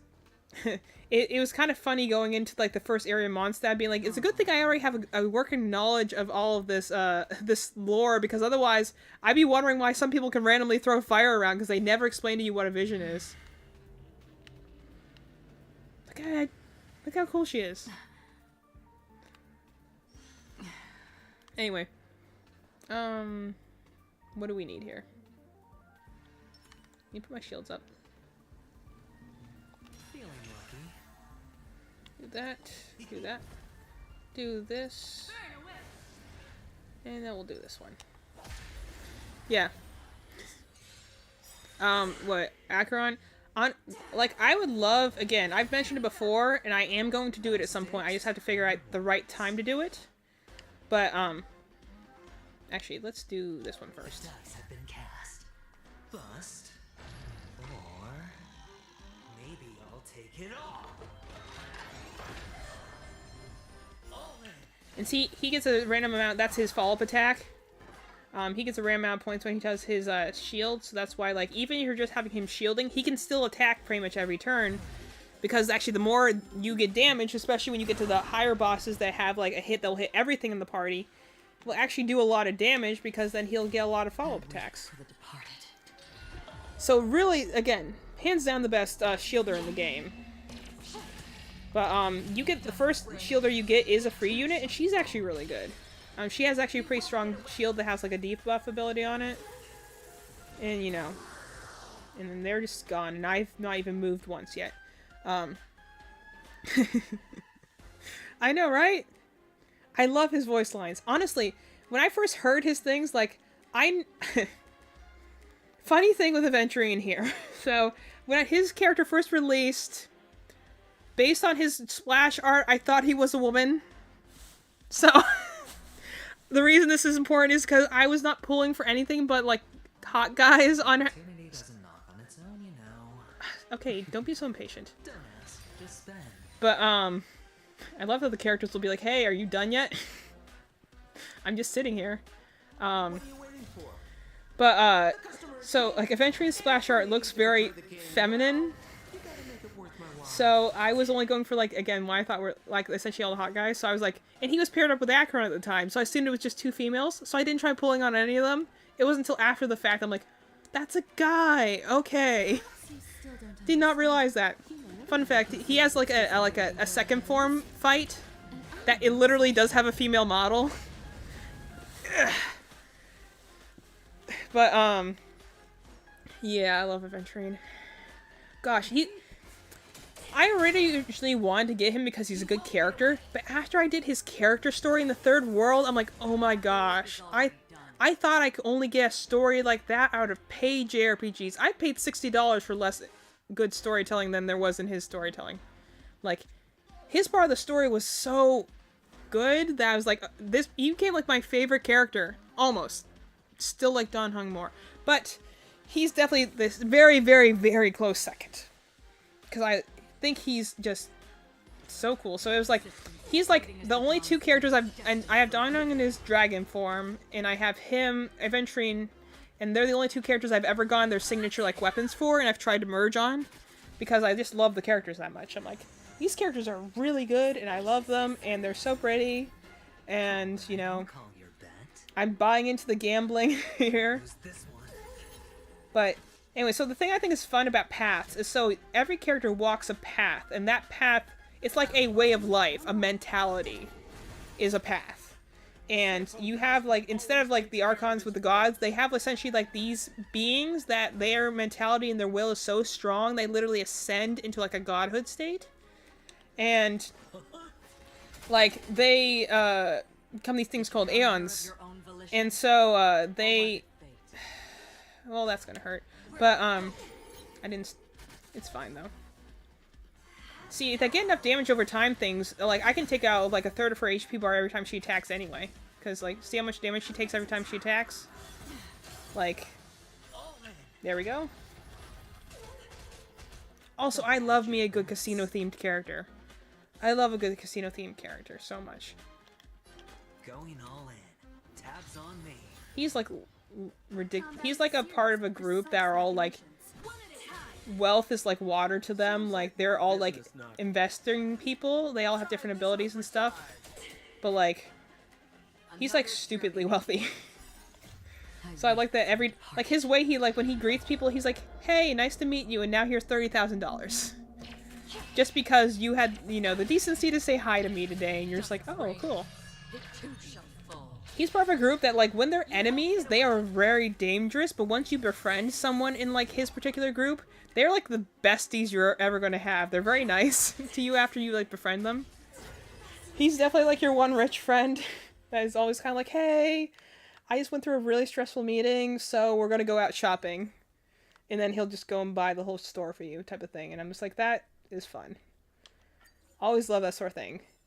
Did you have to go through a lot of, like, essentially boss battles and, you know, dangerous situations to get to that stage with him? Yes, but also it's like, there's another person that, like, who I don't have her yet, but she's another one who's, like, similarly, she's like, yeah, sorry about that time I almost killed you, but now we're besties, so you ready for lunch? You know, you're like, alright.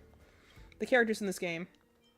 I like how this game's kind of described as, like, an interstellar comedy, even though it has a lot of drama in it. Which is kind of the thing, in order to have true drama and stakes, you almost have to have comedy, because comedy and tragedy are kind of like neck and neck with each other. So, like, I do like that aspect of this game.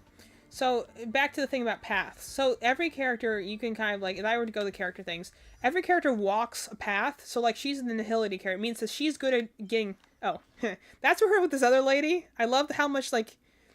The ships write themselves in this game. There are so many just, like, game moments going on in this game. Like, the first world, you have, like, this one that's pretty much confirmed pairing, and, like, she's with this other girl. I'm just like, wow.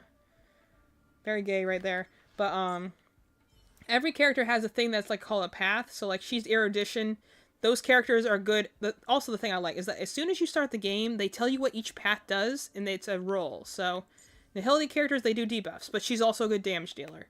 You know, erudition means that they're good at doing spread damage, and then like preservation, they're good shielders. You know, my character's destruction right now means you're good at taking damage and dealing damage, so they're essentially your damage tanks.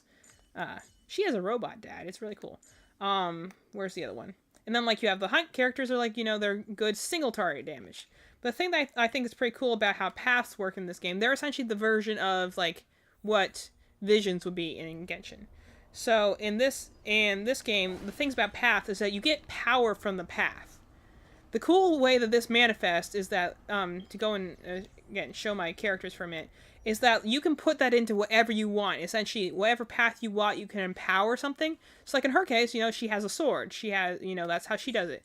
For her case, she has a briefcase that turns into a saw blade. You know, in his case, he empowers casino chips and dice in order to attack.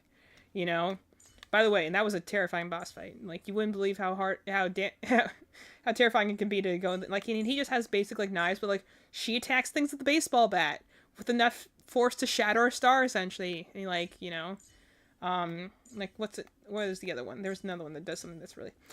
His is funny because he attacks with chalk.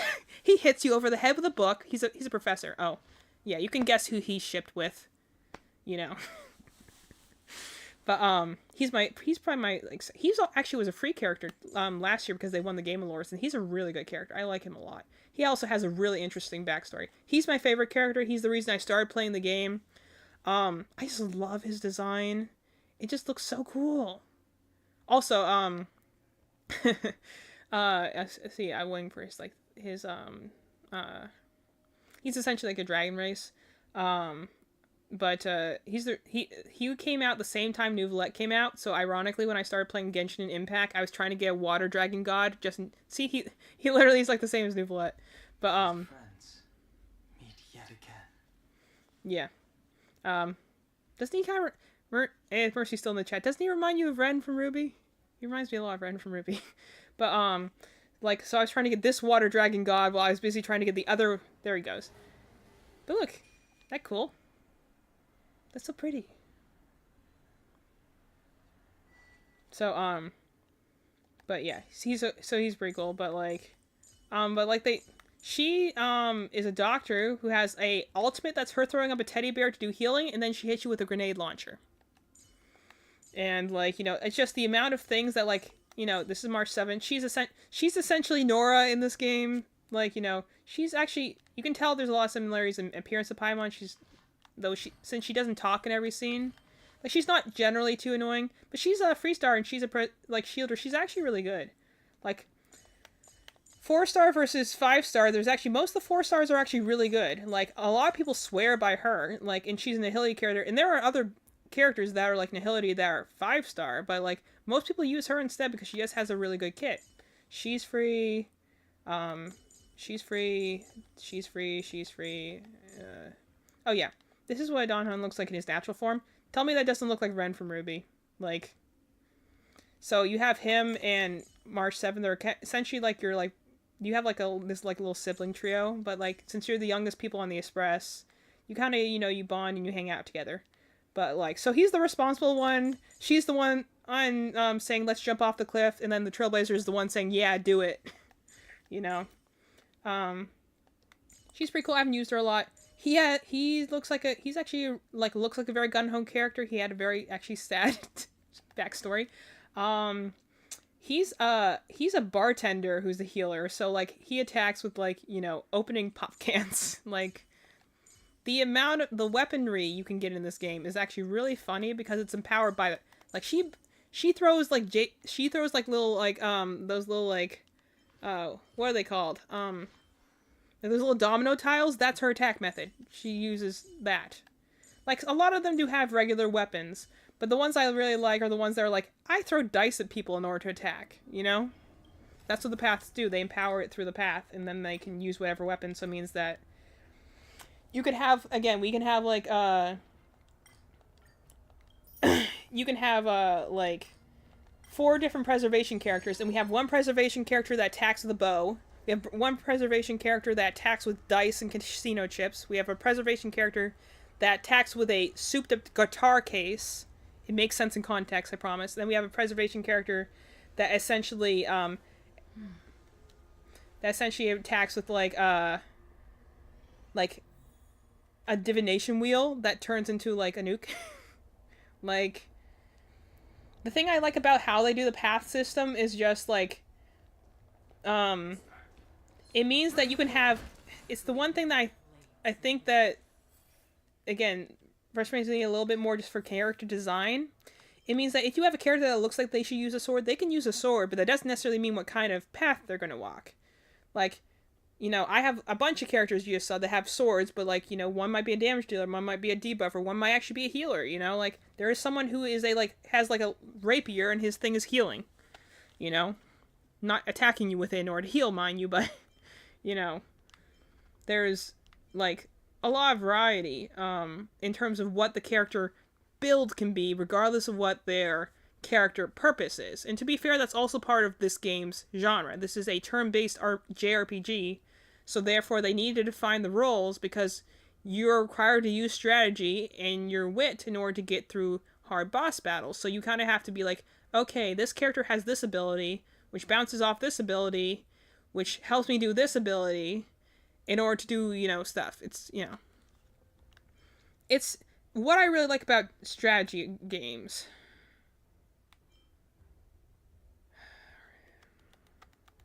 I guess that one's fine. I don't really want that blessing, but that's fine. So everything's been pretty easy up until this point. I'm hoping the boss doesn't crush me, because I'll be fine until I get to the boss, and the boss will just crush me somehow. I'm gonna use him. I'll use my other fault team next, but like, he's a healer. He looks like you look at like his like thing, and he's got a rapier, but like, he's actually a healer. He actually carries around a coffin everywhere, which, not sure what his deal is on that front, but apparently, because the world of Star Rail encompasses all of Hoyoverse's universes, because like, the world of Teviot is confirmed is a planet somewhere in the Star Rail universe, so hypothetically the two games could cross over at any given time. And they've also like confirmed that like, some characters, like, I wouldn't be surprised if they end Genshin and the Traveler becomes a character in Star Rail, because if the Traveler ever does end up leaving Teviot and going back into the the wider expanses, because that's the cool thing is like, certain characters like, might never leave their homeworld. Like, she's someone who never left her homeworld, so she doesn't know the world exists outside of hers, but like, he's someone that travels between planets on a daily basis because he's an interstellar merchant, And then like the Express crew, they regularly go from world to world, their train is what connects the worlds together. And other spaceships just follow the rails. But like, okay, I got an electric, I got myself. I need to upgrade him a little bit more. He's a really good unit. I just don't have the resources yet to upgrade him all the way. And I haven't played his story yet. I tend to like to wait until I get to the story mode before I start using a character, because in this game it does matter, like, the characters have very strong stories, have very strong personalities. I've not really found many characters so far that are like thin in terms of like their importance to the overall story. There's a few that have less lore than others, obviously, but most of them are actually pretty well integrated into the story. You don't really run into any characters that are not in the world somewhere doing something. Like, most characters are out and about, like, you can see them during the character missions. I'll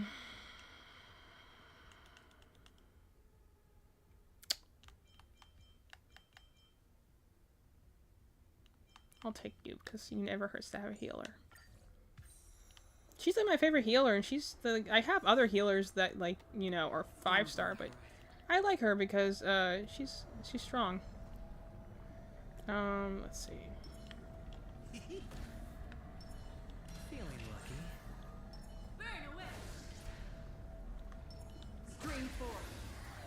I just like the Akron goes like black and white when she attacks. That's really cool.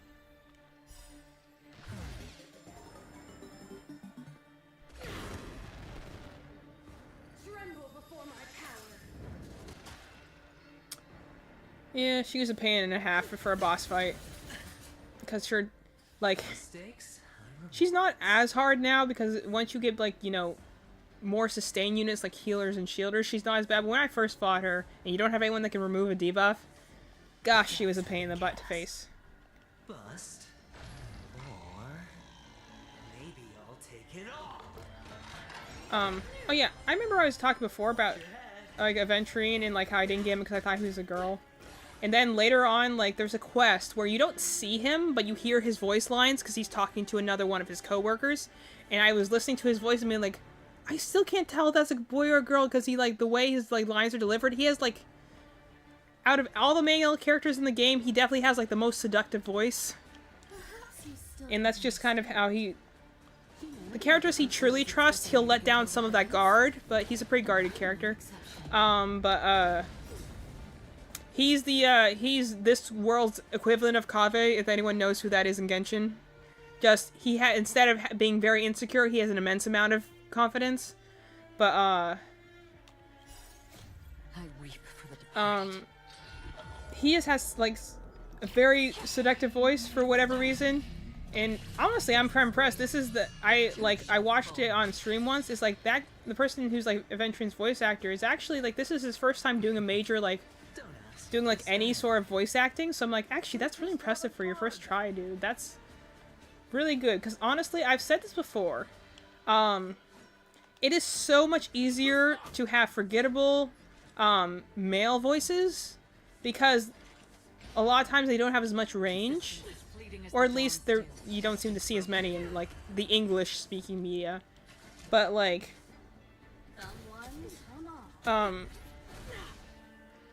you can have like a lot of like variety in female voices, but the other reason this is a little bit easier to do with Aventurine is he also makes it harder for you to get hit by debuffs. She was annoying because she tends to freeze you. So like if you can get not frozen, this boss fight is too hard, but if you get unlucky and you get frozen, then this boss fight can take a long time. Another journey begins. You won't get Okay, away. phase 1. I have something for you.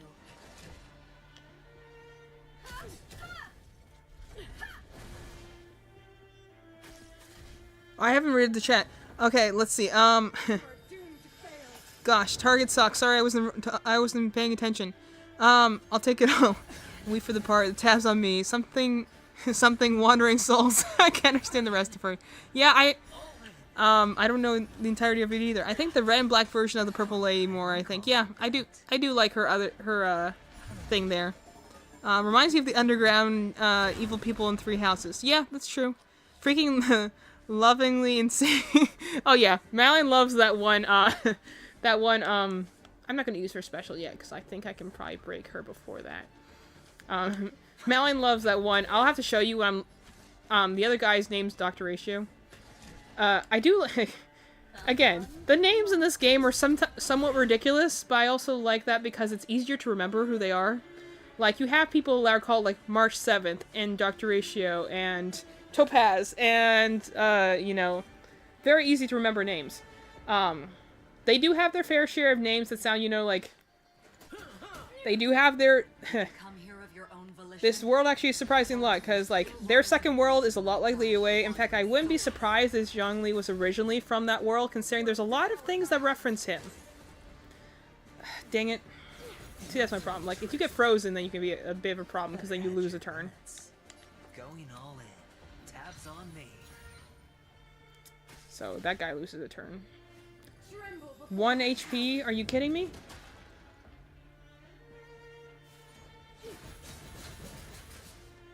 She always targets him. Like, do you know that's my 4-star character or something? Yeah. I'll have to show you when I go and, like, use Dr. Ratio in the next world, but, like, I like the fact that some of these characters just have utterly ridiculous names. Okay, let's do... this one. Also, so I'm holding down the trigger right now in order to use their ultimates. Sometimes I do this just to check the battlefield, because as long as you hold this down, combat is frozen. If you start playing this game, you can use the character's ultimates not on their own turn. I didn't realize that, and I died to a boss unnecessarily, like, 4 times. You can use the character's ultimate at any given time. You don't have to wait. And then let's do... that one, and that one. So sometimes I just do a bunch of ultimates right on top of each other. The dice have been cast.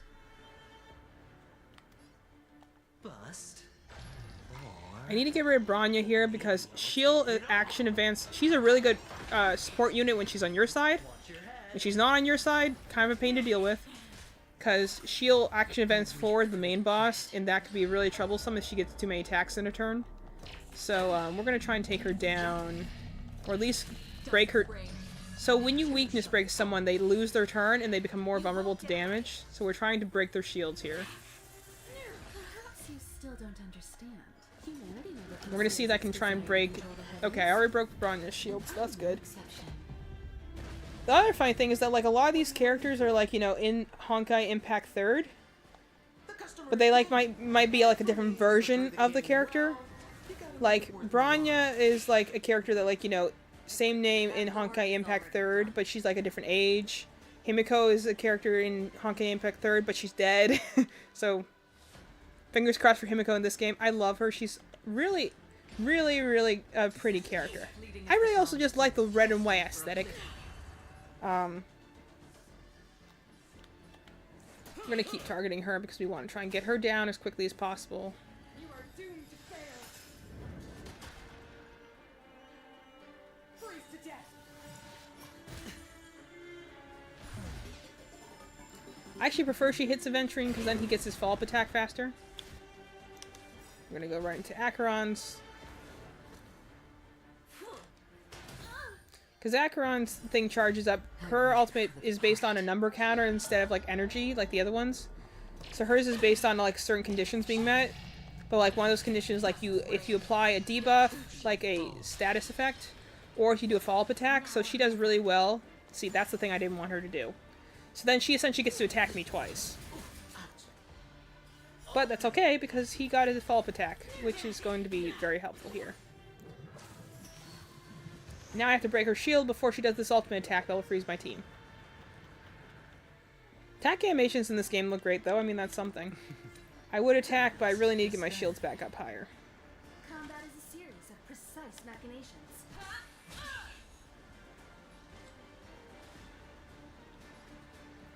Yeah, she's just gonna hit me. I can't get that shield down in time. Oblivion, I guide the wandering soul. Sinners, ready yourself for the judgment of eternal winter. I'm like, I think I have enough shield to survive that.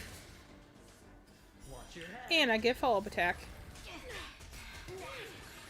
Which is enough to take out her aid, which is what I wanted it to do, so that's good.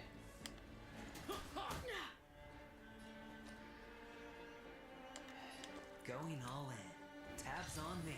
That's the other thing you have to do strategic around. You have to keep an eye on your points. Do you see the bottom where it says 1? Doing a basic attack gets you a skill point. Using a skill removes a skill point.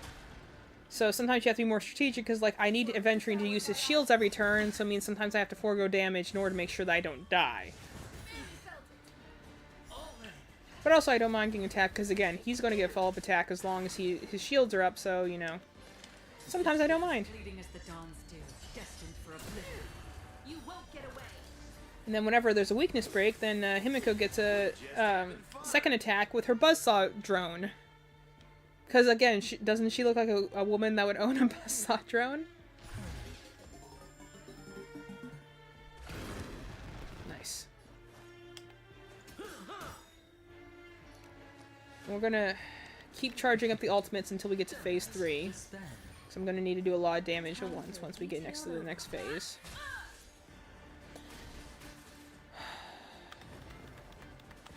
You are doomed to fail. I wish she would stop doing that, but that's fine. I just healed that. She always targets him on the end. It doesn't matter what side of the field I put him on, she always targets him. I mean, technically this team I have right now is one main, like, damage dealer, one sub damage dealer, technically 2 debuffers, and then a healer person. But, like, In the still waters of oblivion, I guide the wandering souls. through the still waters of oblivion, I guide the wandering souls. That's what she's saying. For anyone who is curious. Combat is a series of precise machinations. Okay, and then the damage over time should take her out. Yep. Let me bestow upon you despair.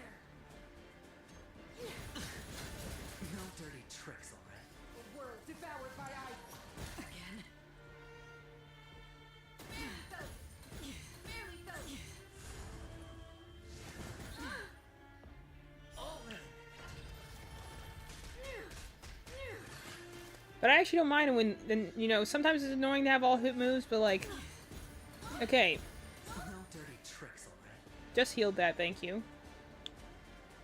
Okay. I'm gonna do this before she kills the guy before he even gets to his turn. You see, she just got like 6 attacks in a row right there.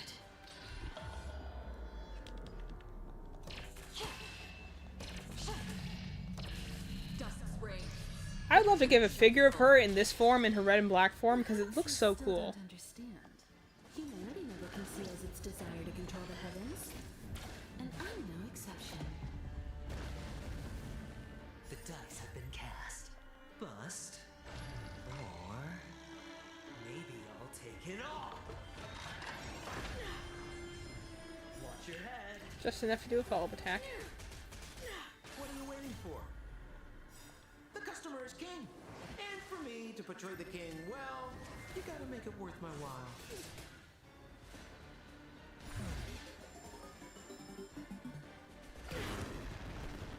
Witness the avalanche.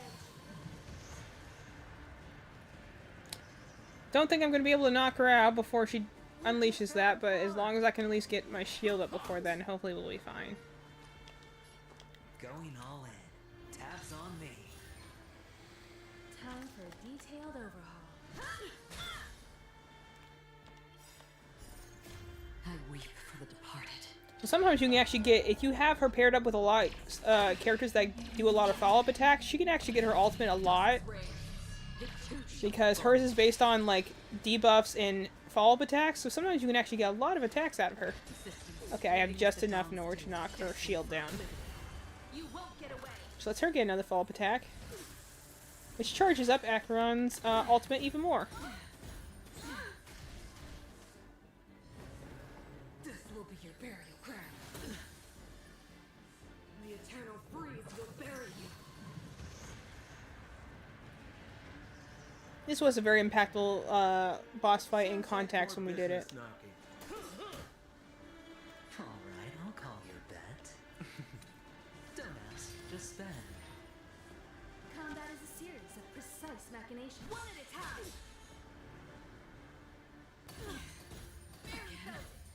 It's this last phase when you have that constant damage every so many turns is a pain in the butt. The waters of oblivion I guide the wandering soul. I just try and have enough debuffs on her so that she's still steadily taking damage each turn. For the judgment of eternal winter. Okay, Sampa's probably gonna die before I can get another shield on him. That's okay. He's just doing his best. The dice have been cast. Bust. Or Like, he's not particularly powerful as a unit, and he has very low defense. watch your head. But, he's really good for putting status effects on. And I actually will usually pair him up with, like, this other, Dr. Ratio, who I used in my other one, because when you need to just set up a, like, I haven't, the other character who I have that's wind-based is Don Hung. But, like, if you need just a good amount of, like, there we go. I got through without him dying for once. Then, you know, sometimes you just need to set up, like, status effects. He's a pretty good character for that, because he pretty much, him and Himiko both have, like, a ability that means that they will always set up status effects even with their basic attacks, and some characters need to use, like, their skill attacks in order to do it. So sometimes you just need to set up a bunch of status effects. It works pretty well. Okay, and I now have the ability to upgrade my thing again. Okay, and we can collect our things. And see. I'll go and be like, let me log in. Gotta do my dailies.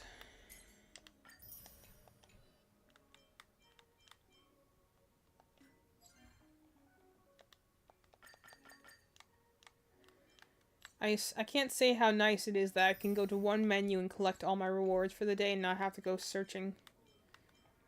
Just, when I first started this game, they did a much better job of explaining what all the menus do. So this is essentially your weapon, which I actually like how they do. They're called light cones, and what they are is they're essentially crystallized shards of memories that were very important to one of the characters. So they're not necessarily even relating to the one Malin was referring to earlier. I have on Dr. Ratio here is this one. So this is a moment between like him and Aventurine where they first met, where he essentially like played Russian roulette, because Aventurine's thing is he's like like gifted to be incredibly lucky, like to the point of like he can get through like anything incredibly easily. What am I doing? I'm currently doing my dailies. I'm sorry. That's tough. That's tough, bro. I'm doing my dailies right now. But like this one, you know, this is a memory from this is when, so yeah. This is this character. I always I also love the amount of like short characters they have in this game. But anyway, so like this is when like they first met and they did like a Russian roulette where he's essentially proving how lucky he is and being like, here, shoot your gun at me 3 times and the, you know, trigger doesn't go off, and he's like, I win every bet I make, you know. They had, again, if you, anyone who knows Genshin, they're what most people related to like Alhaitham and Kaveh and Genshin, which on paper they are very similar characters. The relationship is very different. Still very good. Arguably even better, but they have a similar dynamic. So let me see. Which one has...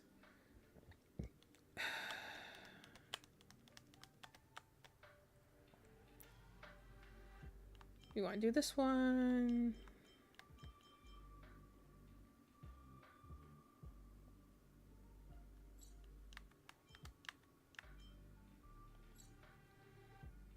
Do I have the one?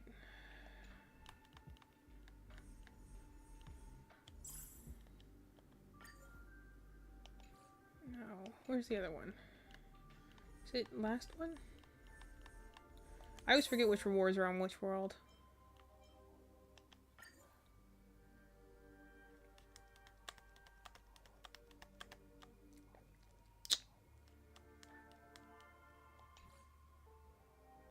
How many points do I need to clear this? I get 3, I get...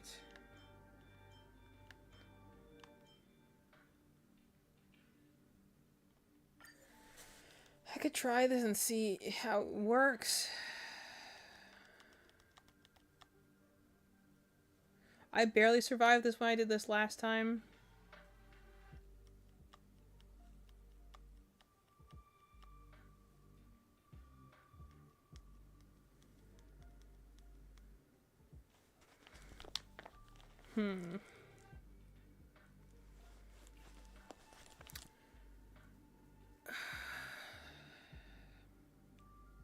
Yeah, screw it. I'll try it. I haven't done it yet. How do I want to go? I got a lot. I think we're gonna go Elation again because I have a lot of follow-up attackers on this team. And we're gonna see if I die. This boss is really hard.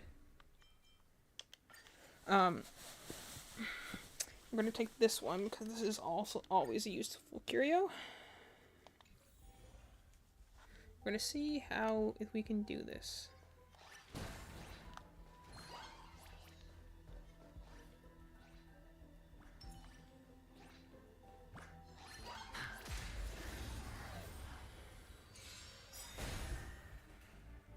Looks like I've got a winning hand. Sampo Koski always takes care of his friends. You won't get away. Himiko's actually been working really well for me. I just got I have this other character I'm trying to get. I'll show you in a minute. That I've not been I mean, I got Yang Leave pretty well on Genshin, which I'm very happy about. Like, I don't know if I expressed it well enough. I'm very happy to get him. Very excited to use him. At the very excited to the very least go and listen to his voice lines.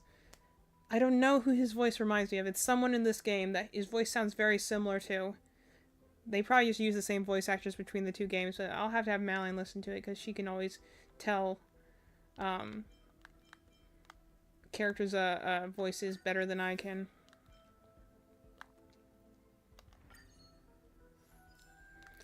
But, okay, we need... I have neither of those things, so we're just gonna do...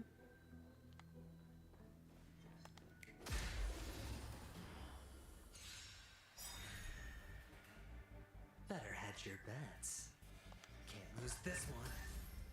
Sounds like more business knocking.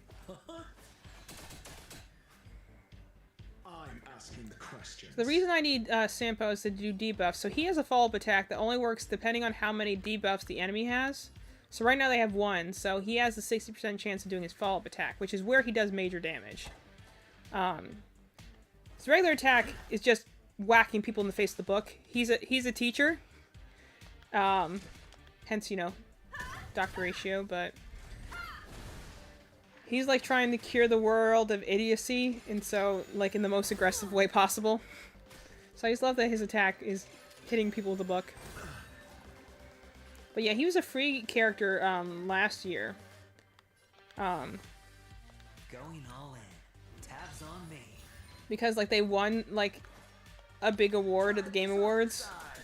So they gave him out for free. And he's a really good 5-star unit. So the fact that they gave him that out in essentially the game's first year of existing was actually pretty impressive. So, and this is his fault. And this is, so he essentially attacks with math. And I love that. That's just, for some reason, I think is the funniest thing. Like, you could be attacking someone with a sword or a gun. No, he's gonna hit you with math. Because, you know, You won't get away. paths power, you know, like, they empower the person, so that person wants to hit you with math, then they can hit you with math. One at a time.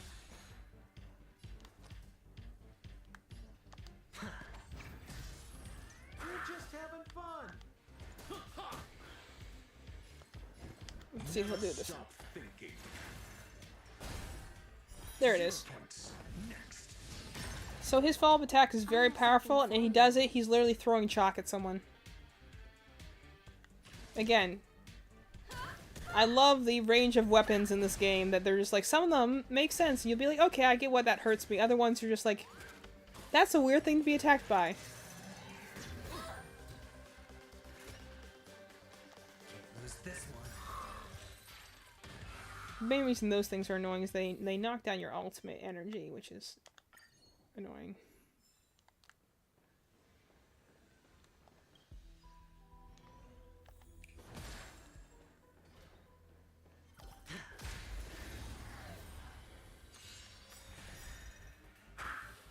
Alright, I'll call your bet. Sampo Koski always takes care of his friends. I'm asking the questions. Let's test your knowledge. I have something for you. Yeah. A lot of the time he'll do his follow-up attack, but if it's usually if it's anything less than 80, you don't get it. It's like in Fire Emblem, you hypothetically have a 50-50 shot, but it won't actually be a 50-50 shot. Can't lose this one. Sounds like more business knocking.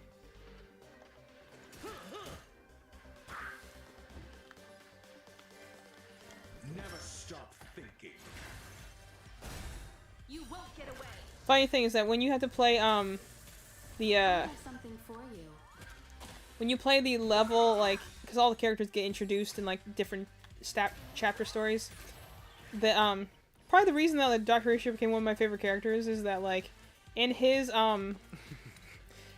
chapter, like you have to essentially solve a mystery, and so his whole chapter is literally playing like an Ace Attorney trial, where you have to gather information and then you have to argue your point and then you have to like press for information and do your whole objection thing.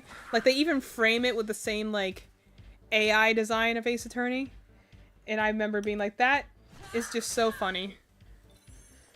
And the reason is because, again, the Trailblazer is a little meta, so like they view everything in their mind kind of like a video game. So it means you have a lot of these like just random video game styles just interposing with Try this on for size. this world. Do you have answers? See, now I have 100% because now they have enough debuffs that he'll always get his follow-up attack. Which definitely is his stronger attack. His follow-up attack is really powerful compared to his regular attack. So generally when you're using him, you want to set the situation where you can always get follow-up attack with him.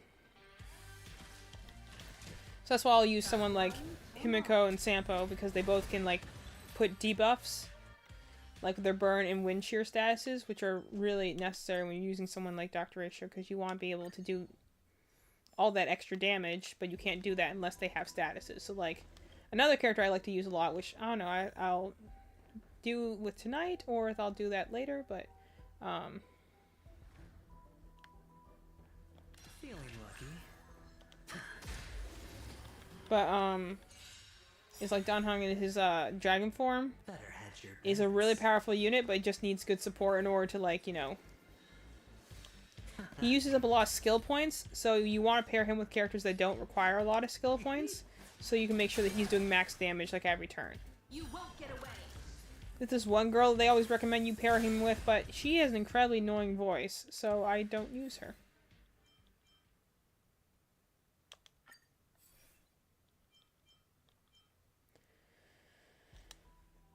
These are useful, but we'll use that one.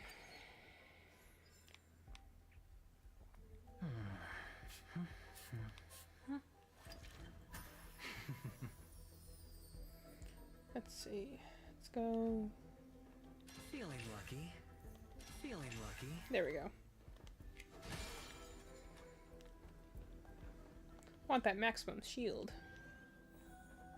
Oh, the bigger the risk, the better the reward. Burn away. For the theater of the mediocre. Also, I like that his ultimate is a taunt of a statue of himself. Because in case you didn't notice from this guy being like, you know, built like a Greek god, he has a lot of vanity. So it's kind of funny to... Sometimes he'll just come into a room and just announce how amazing he is. And then call everyone else an idiot, and then he'll help you. High rewards. But it's like... I relate it to, like, The dice Madeline, like, I relate it to, like, Lawrence and... Fire Emblem Three Houses, where it's not like vanity for the sake of vanity, it's like more vanity because you know your worth and you understand like your like what you can do. So it's not like self-centered vanity, it's just kind of like, I would say, earned arrogance in a way, kind of like I was talking about with Shadow the other day. What are you waiting for? The customer is king. For me to portray the king well, you gotta make it worth my while. And the funny thing is that all I've built in this game, I've never looked up once a guide on how to build the characters in this game. Or even how they really work. spend. The thing I like is when they do demos, they give you like demonstrations on how the characters work so you can kind of understand how they work. Some of the characters might be a little more complicated, but they generally do a good job of showing you like, here's where this is, here's where this control is, do you understand how this thing works? Like, it helps so that, and also in the beginning, because this is a turn-based combat game, in the beginning they take you very slow, they unlock mechanics very slowly in the tutorial areas, so you understand how each mechanic is before they add it in. So by the time you get to the final boss in that area, you feel like you've like gained some skill and strategy that you know you can start using like basic strategies in order to take them down. Also, the tutorial area in this game is actually really cool. You're on a space station being attacked by essentially black hole aliens, and you have to rescue a few people along the way, including yourself. And then like there's a black hole, and then you explode, and then you get invited on a magic train. So you know, and pretty well for you. The thing I also like about it is that the tutorial area, which is where I am right now, is this space station. It was pretty small to begin with, but then like in, you know, like the 2.0 update, they went and updated it and added like a couple new like levels to kind of add some more life to the first area. Which again, why won't they do that to Mondstadt? They proved they could do it in this game. They can easily take a past area and be like, hey, let's, I don't know, go and improve the first area so it's not so empty. And they added a bunch of new quest lines. They added a whole new like level of the map. And like the cool thing is like because the game's built on the idea that you can travel from world to world, everything doesn't have to connect seamlessly. This world could run on certain rules, but it could run on different rules in a different world. People have different accents, different currencies, different like Call that stuff. There could be magic on one world, science on another world, something in the middle on the world after that. Like, there's a lot of variety, and being able to go from world to world means that while you have an overarching story, you're never required to, like, you know, keep a certain status quo. You know, not to mention the fact that I think the idea of doing a group of heroes as opposed to one singular hero that is going to always save the day. Oh no, those do me very good. Kind of just works, I think, a little better in terms of, like, spreading the love around. Making it so that, like, you know, the Trailblazer isn't the end-all be-all hero, you know? There's things that they can and can't do, and so sometimes they need to get help from other sources and from other characters and other paths. It makes you feel like you're essentially going from world to world and gaining, like, more allies wherever you go. With the idea that, you know, eventually there's going to be, like, you know, there's kind of this prophecy said to be in the future that you're going to have to face, so you're kind of, like, just getting allies and creating bonds, and the whole, like, moral of this game is essentially, like, it's not the destination that matters, it's, you know, the journey. Obviously, you're on a train. But, yeah, it's pretty cool. A lot of thematic stuff going on there, you know? What are you waiting for? We're gonna do this because I don't feel like, Customers breaking these guys' shields. to portray the king well, Yeah. You gotta make it worth my while. You won't get away. Well, again, this is a gacha game. Like I've said before, it's essentially paid for gambling with, you know, the requirement to have some gameplay and to have some story. So the fact that this game goes and doesn't just try, it gives you actually a very competent turn-based RPG, and it actually gives you some very well-acted characters with honestly some pretty deep storylines. Like the third world, like, made me cry 3 different times. Like, I remember just constantly texting Malin while she was at work and be like, Malin, I'm losing my mind here. And by the time I got to the end of the third world, which is where I'm right now, you see the city skyscrapers in the background. It's kind of like a city. Like a dream city. Like, the last world, the third world, by the time I got to the end of it, like, every time I'm like, okay, that was a surprise, but you won't fool me again, and that happened like 6 times. Like, when I'm like, okay, I get where the story's going, I understand, and then it's like, it would just twist again, and then I'm like, okay, now I understand, and then it would twist again, and by the time you got to the end of it, you're like, I don't know how you dragged me along for so long, and I still didn't have any ideas where the story was going. Like, in a good way. Like, you couldn't predict what was going to happen next. Like, it was very refreshing. Because, you know, especially, again, gacha games, they tend to have disjointed stories because, you know, they have to kind of start and stop and go as they release new units and as they have new,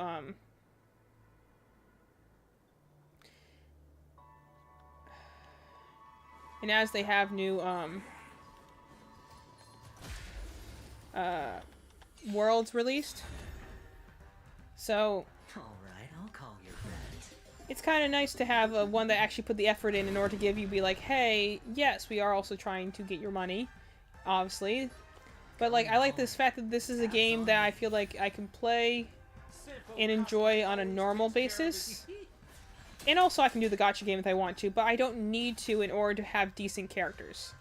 I played through the first 2 worlds, really, with the free characters. And I was able...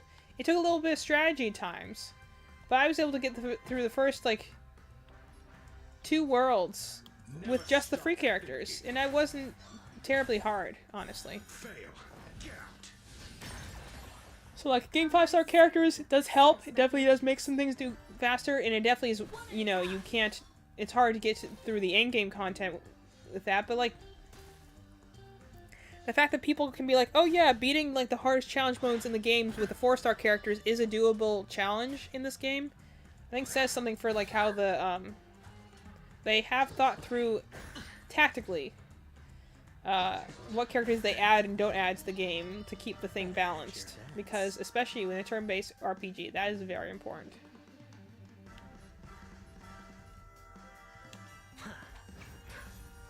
We're just having fun.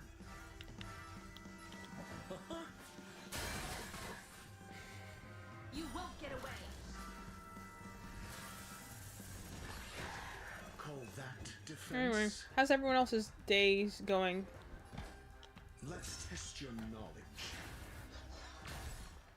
0 points. The next world in this game, which is supposed to be releasing some point next year, I'm assuming it's going to happen around the time that the physical version of the game is going to release. But the next area is supposed to be, like, Greek themed. So, like Greek mythology theme, which I'm really excited for. And so, like, some people are wondering, like, let's do that for now. Actually, I'm gonna do this because I don't really want to fight these guys.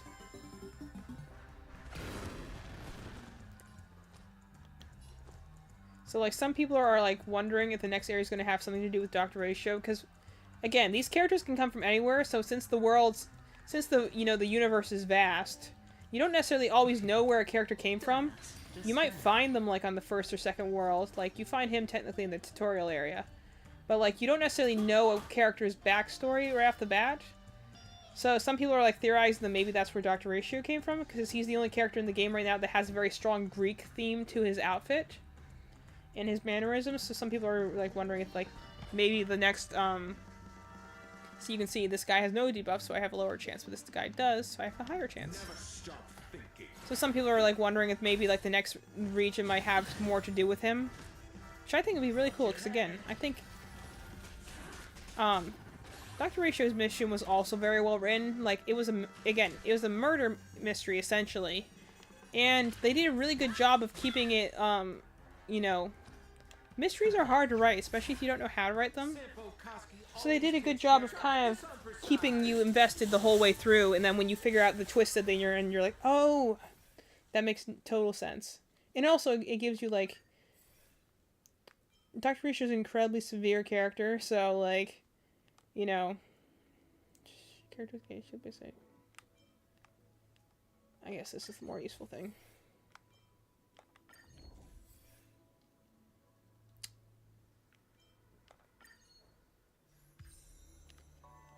Alright. So, like, he's a very severe character, so, like, when you kind of figure out, like, the reason, like, his essentially motivation as a character at the end of his, like, area, it's actually pretty cool.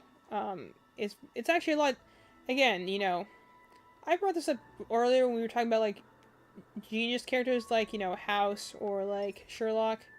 The thing I like about, like, again, he's a lot like Al Hatham in that way, where he's, like, again, seems like a severe, unfeeling genius, but then, like, you know, he cares a lot more than he lets on. It's just the way he shows it that's kind of abnormal.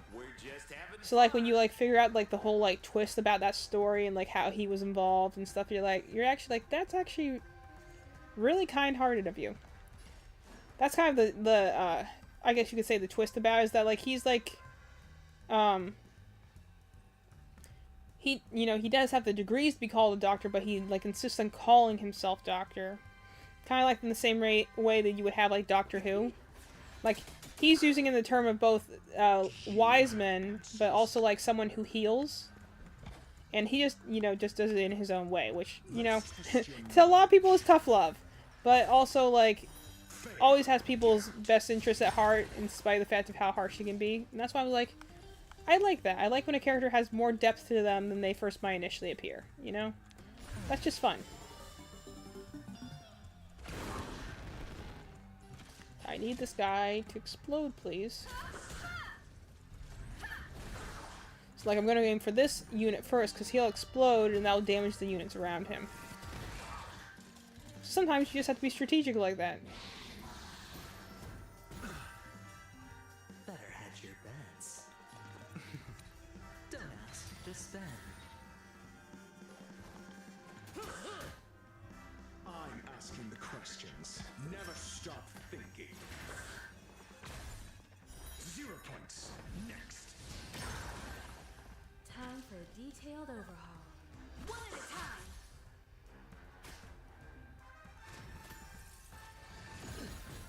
Why do you always aim for him? Hypothetically, they're supposed to aim more for the characters in the middle, but they never seem to in my case.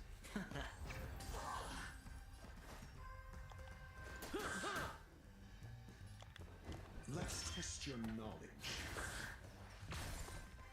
Fail. Get out.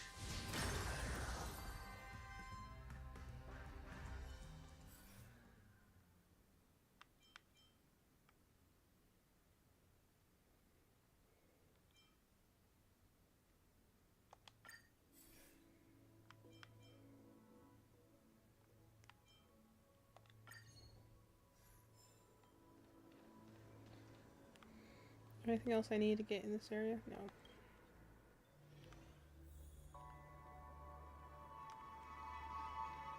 Oh, the bigger the risk, the better the reward.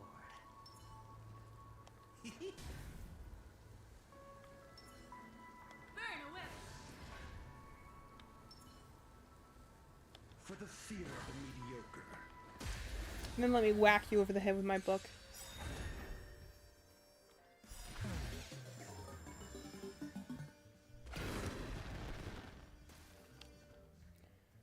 Let's do this, that one, then that one. The dice have been cast. Bust. Or maybe I'll take it all. SAS Percipi. He's saying something in Latin. I really don't know what he's saying, though. I should look that up at some point. Knowledge is the measure of all things. It reveals truth and falsehood. Perhaps you still So I set up his. don't I set because you see how it says 100% now. So you always do his ultimate first because any other character that attacks after him, no matter when they attack, will get a follow-up attack. So it can do. You can get like some extra attacks in. conceals its desire to control the heavens. So like I'll have her attack here. No exception. Then Dr. Ratio gets an extra attack. What are you waiting for? Then I'll have him attack. The customer is king. And for me to portray the king, well, you gotta make it worth my while. And then he'll get another follow-up attack. Good. The stronger, the better.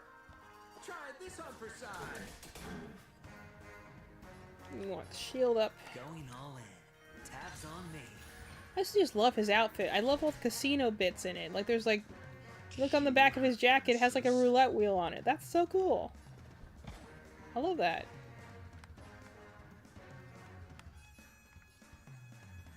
Never stop thinking. 0 points. Next.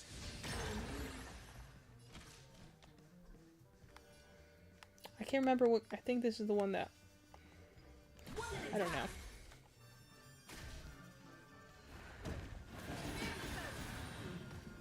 All in.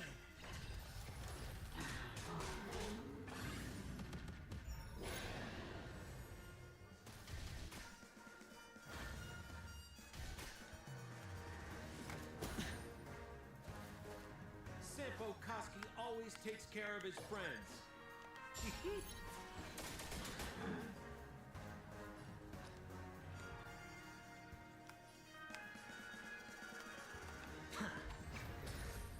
I'm asking the questions.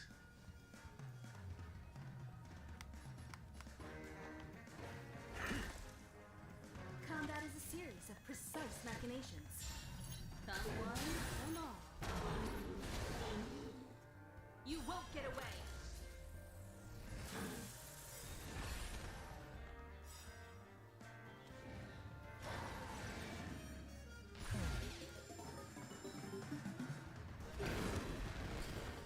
Yeah, this HP bar is going to take a hot minute to get through. Watch your head. I do wish, though, in his base form, like, Aventurine typically wears a fedora and, like, pink sunglasses. Like, for story reasons, but, like, he does. I kind of wish that his base model had those. You can see, like, his, Don't ask, just spend. you can see his fedora when he does his follow-up attack, but, you know. Or maybe I'll take it all.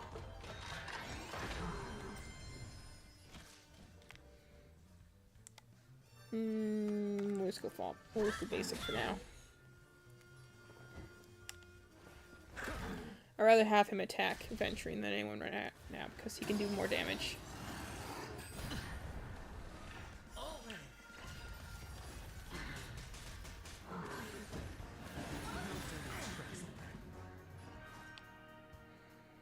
Okay, let's do this What are you one, waiting for? and then this one. The customer is king. And for me to portray the king, well, you gotta make it worth my while. That is honestly the biggest thing probably in this game is in the later bosses, is that sometimes the HP bars just get, like, immense. You'll be like, I'm gonna get through you eventually, but we're just gonna be here for a hot minute before you actually, Try this on for size. manage to, like, die.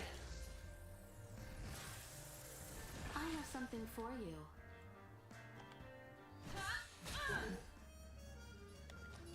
Going all in. Tabs on me.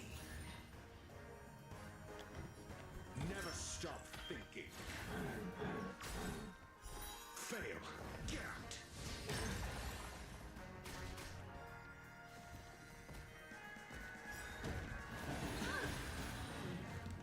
Watch your head.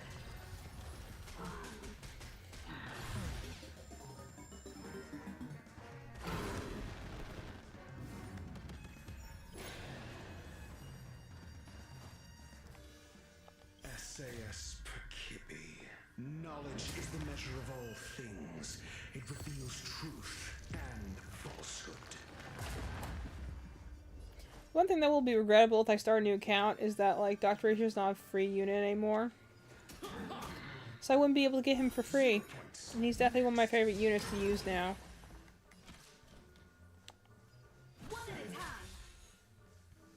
Fail. Get out. Better hedge your bets. Don't ask, just spend. Think.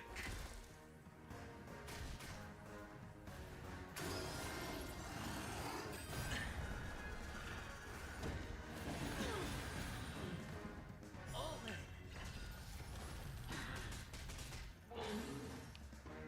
The dice have been cast. Bust.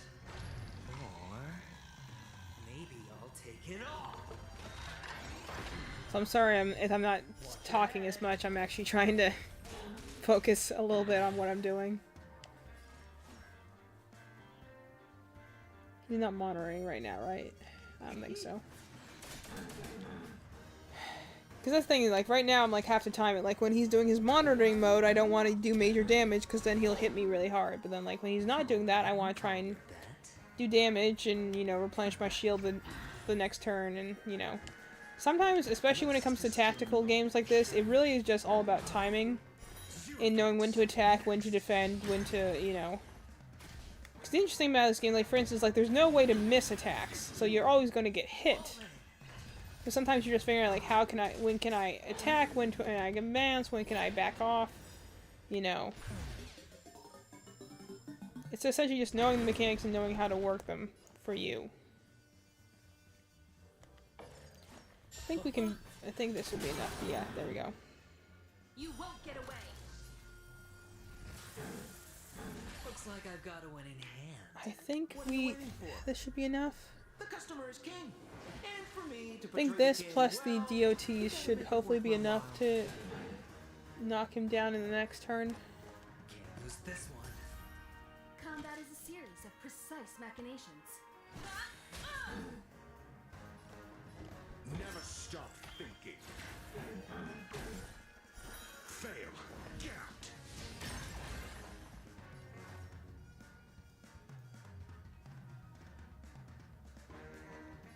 Try this on for size. Okay, that wasn't too bad. First time I did that, I got really badly hurt because I just did not time it very well.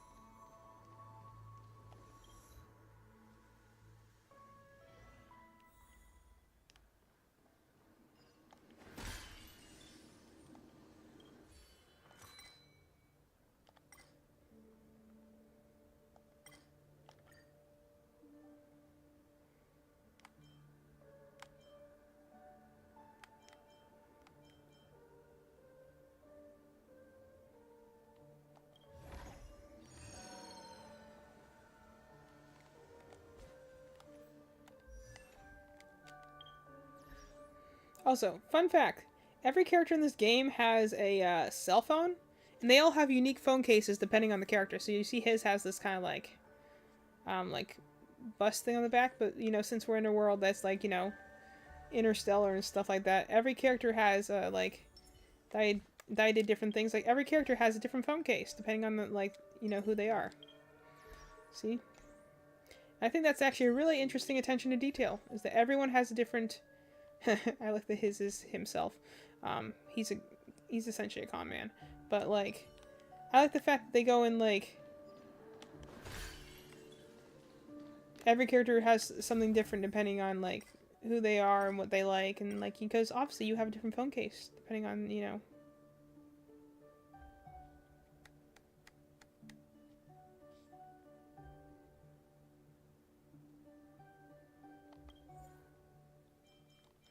Oh, I don't need that anymore, obviously.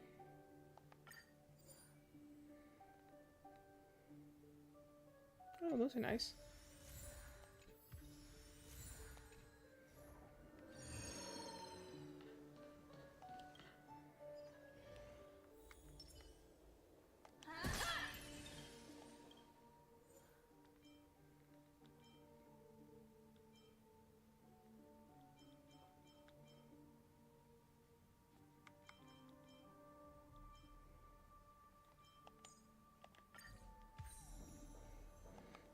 I forgot last time I was doing this. I did not upgrade my blessings. These will empower me and make my character stronger. And sometimes I forget to upgrade them.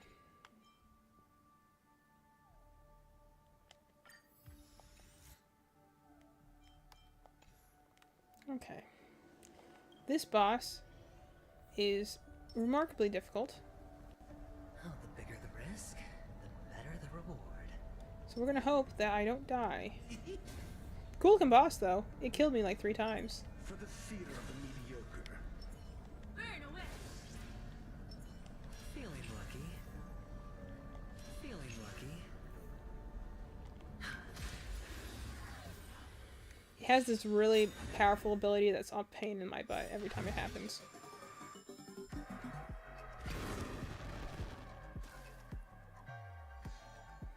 High stakes, high rewards. It has a cool face though. It has like a back, like its face is like a claw that's backwards. It's pretty cool. Which one do we want to do first? Let's do this one. Been cast. Then we'll do that one. We'll see how much damage that does after that. Bust. Or maybe I'll take it all. SAS Perkipi. Knowledge is the measure of all things. It reveals truth and falsehood.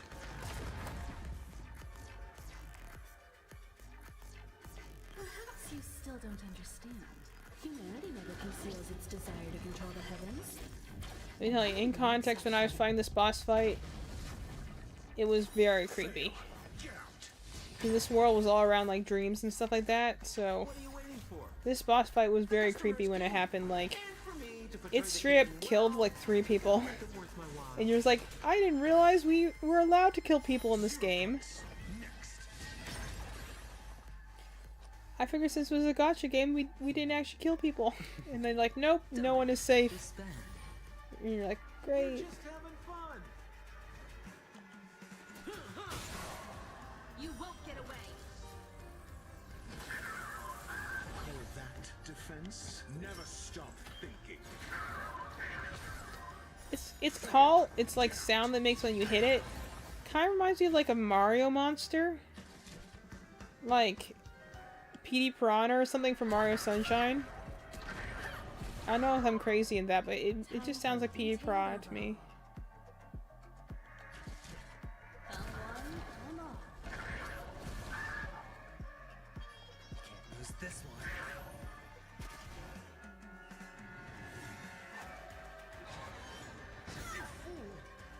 Watch your head.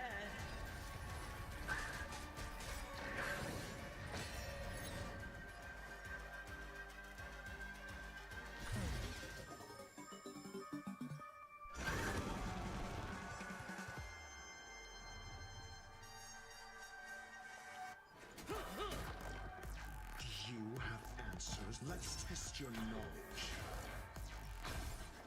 0 points. Next.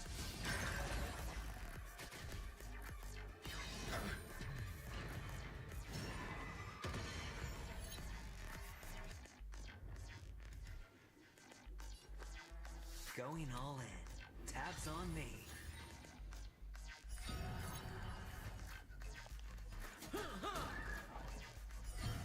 Combat is a series of precise machinations.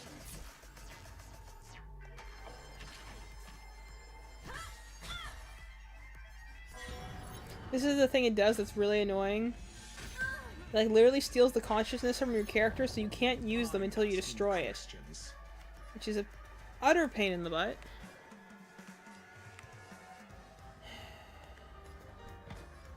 Never stop thinking. Fail. Get out. SAS Perkipi. Knowledge is the measure of all things. It reveals truth and falsehood.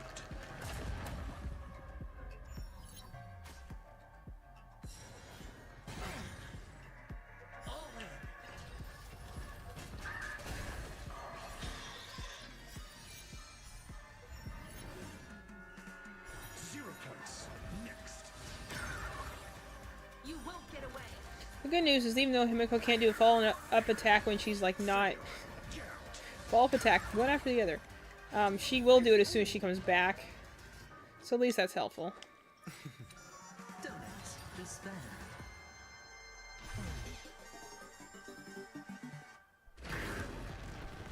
Sampo Koski always takes care of his friends. The dice have been cast. Bust. Or maybe I'll take it all.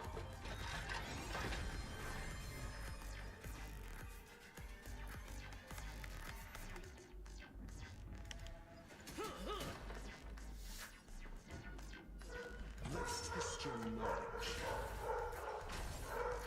0 points. Next. Time for a detailed overhaul.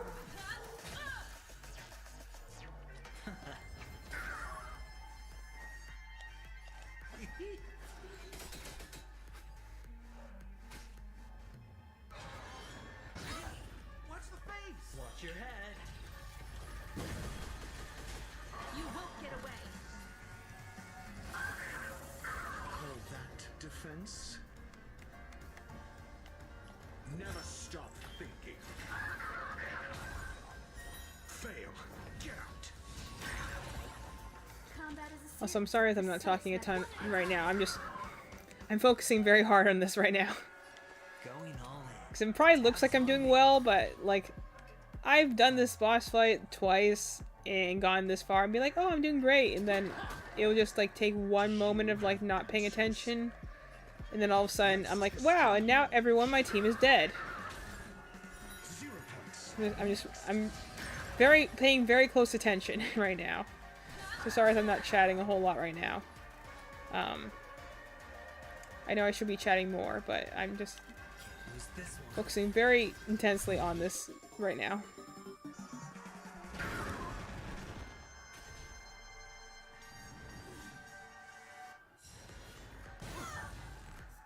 All in.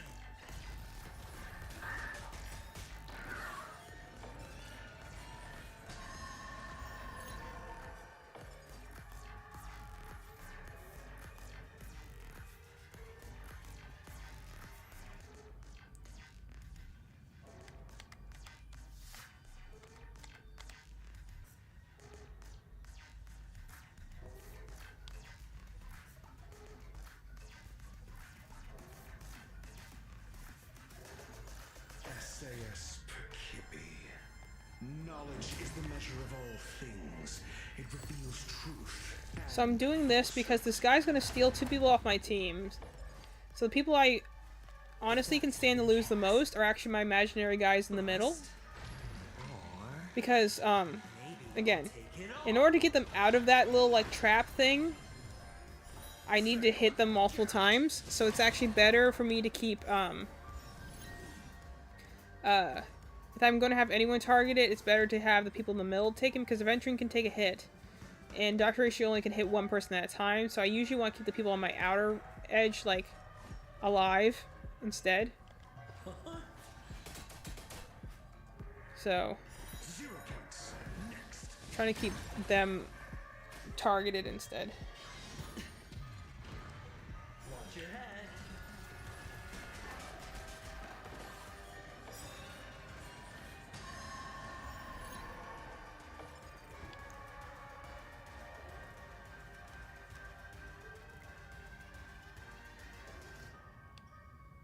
SAS Percipi. Knowledge is the measure of all things. It reveals truth and falsehood.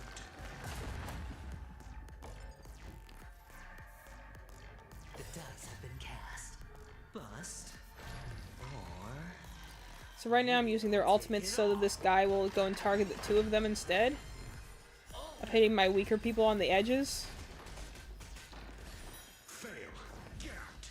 Because these two are a little tougher, so they can stand to take, like, you can see their HP is just higher than the two on the outer edges. So I'm gonna hit them and hope that, you know, they'll be, you know, they can take the damage better than the others can. I'm gonna go basic attack, because I need my follow-up attacks next turn. We need it. Let's replenish the shield. tabs on me. The good news is that even if, like, Venturing gets, like, knocked down, like, his shields will stay up. You can't replenish them until I get him back, so. I'm asking the questions. Never stop thinking. Fail. Get out. So this is the part where it gets a little tricky.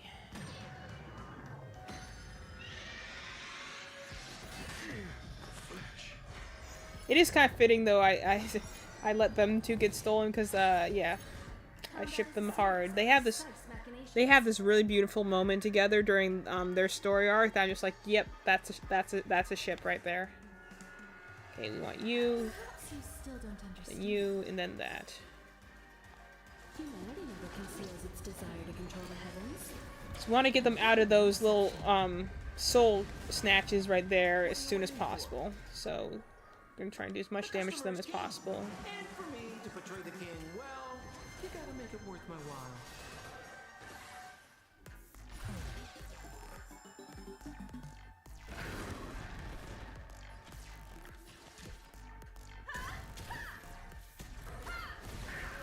That's why it is really helpful to have characters that can hit multiple things at once.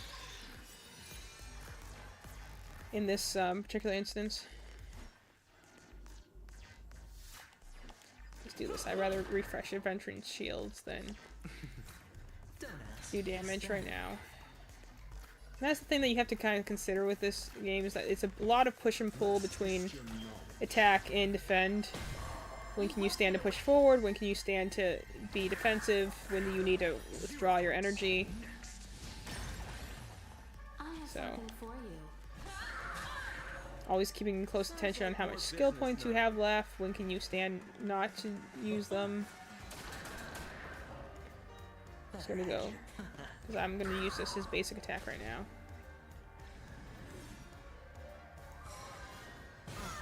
That attack, and I assume he's gonna go. Yeah, Sunset Moon. So.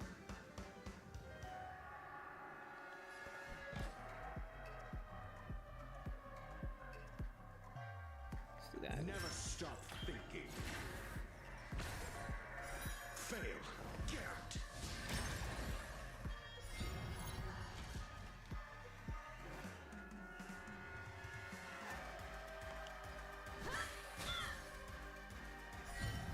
We're just having fun. SAS Percipi.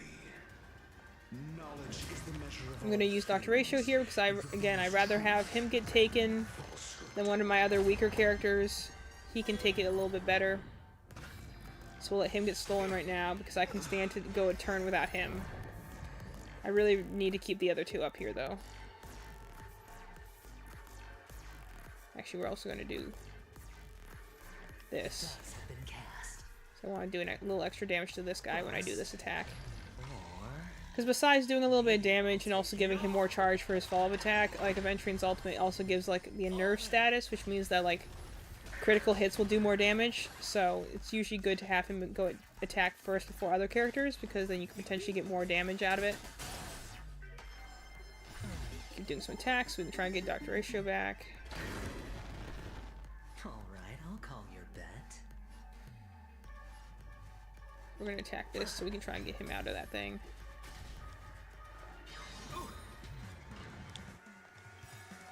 What are you waiting for? Okay, this should be enough to free Dr. Ratio. And for me to portray the king, well, you gotta make it worth my while. And also knocks his shield out. So gets Dr. Ratio back. We're gonna actually do this as soon as he's done. Oh, nice. Follow-up attack. I love when I can kill a boss monster. Victory wherever in doubt. True. I always love killing a boss monster with chalk.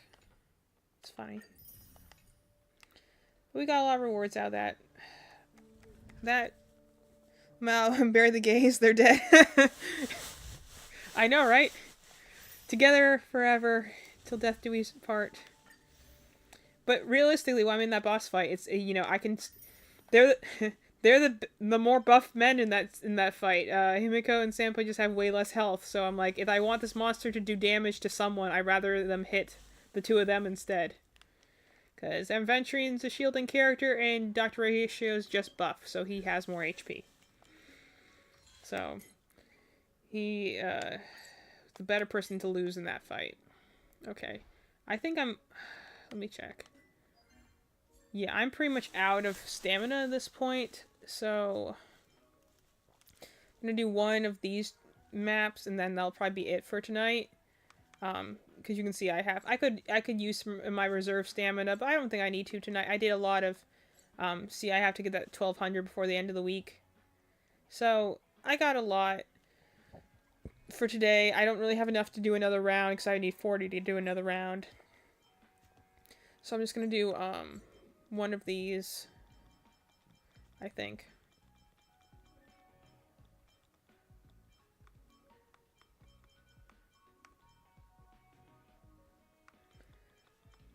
Which one do I need?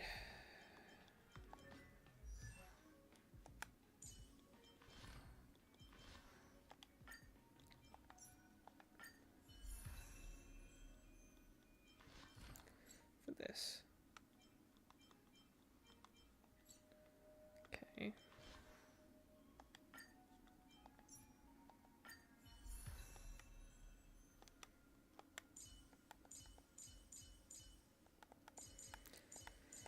Gee, what do I need to ascend you again? Okay, I need more of those.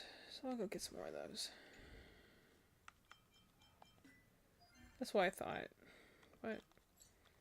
So, like, these are the ones you use to upgrade abilities, these are the ones you use for basic resources, and these are the ones you use to ascend the characters. But the reason I like this is that, so, these are attached to boss fights. Or, like, what you would consider domains in, like, Genshin. The reason I like this is that they're organized by world, and you can instantly teleport to them. And maybe this is not a thing in Genshin because the whole idea is exploration, but personally, if I need to go and find Nihility stuff because I want to upgrade my favorite character, I don't want to go running around in circles looking for the right materials. I want to just be able to teleport there, fight the guy, get the thing I need, and move on to the next story beat. Because honestly, the story is the more important thing in this game. So I like being able to just, okay, I need this item, I'm going to teleport right over, and I'm going to get that item, you know? Keep it easy. Okay, we're gonna... And the cool thing, so I can borrow... This is the guy I'm trying to get. He's really cool. He was actually like an antagonist in the third world, but this is him in his like reformed redemption mode. But I've been trying to get him... I've been so terribly unlucky lately. I've like pulled 90 times and I still have not gotten him, so I'm kind of upset. But you can go to... You just go, all you have to do in this game is honestly just go befriend somebody who has a level 80 character so that you can use them. And then it doesn't matter what sort of characters you have on your own team. Like, this is a team I'm training up right now. She's one of my favorite characters because she's so cool. But, like, As long as you have a friend who has a really strong character, you can just use their character and let it kill the boss for you. Let's see. Which is really nice.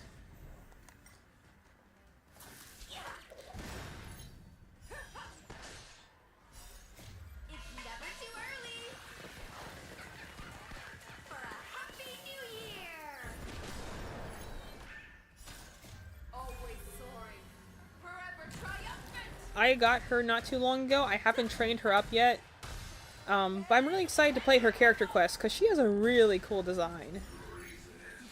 Like, she has like a glaive, she has like a shotgun with a sword on it. She's practically a pirate in a lot of ways. Like, she just looks really cool. They also have this world where like you have a whole like race of fox people. So like, she's pretty cool.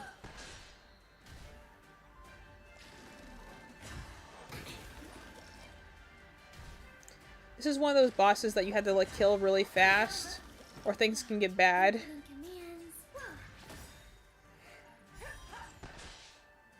So hopefully we're gonna kill this thing before it can do too much damage to me, because otherwise it just keeps calling in reinforcements and they just keep blowing up and it's a pain in the butt. There it goes. Yeah. You have to kill the guy in the center, but these guys on the outside, they will explode. So you really just gotta take out the guy in the middle as fast as possible. So yeah, I lost one of my units, but that's fine because I still beat the challenge, and that's all I need to do in order to get the resources. So as long as you can like befriend, and honestly, go on like the HoYo app. There's people all over the place who'll be like, "Here, take my friend code," and you can just borrow one of their level 80 characters, and you can pretty much beat any challenge of at least any of the like the grinding resources challenge modes, as long as you can like befriend someone who has a strong character, because then you can just use their strong character all the time. And it's no, that's not the one I wanted to do. And it's it's nice. Okay. How much? 3. I need 4. So I'm trying to get him before he runs out. I've pulled on him like 120 times because I lost my 50-50 for him, and to be fair, I didn't have a lot of resources after pulling for Acheron and Aventurine, who I do not regret. I love them to death, but like I'm really trying to get him because he looks so cool. He has this whole angel vibe to him, and he's a very powerful support unit. I have his sister already, but I'm trying to get him, but he just refuses to appear because I've pulled more for him than I have trying to get any other 5-star character in this game, and I've just been so unlucky in getting him. And I just have like no resources right now to spend on him, and I'm just like, come on, dude, just let me have you already. Again, I was much luckier with Genshin earlier because I got Zhongli pretty easily. I have to look up his voice actor though. His voice reminds me of someone and I don't remember who.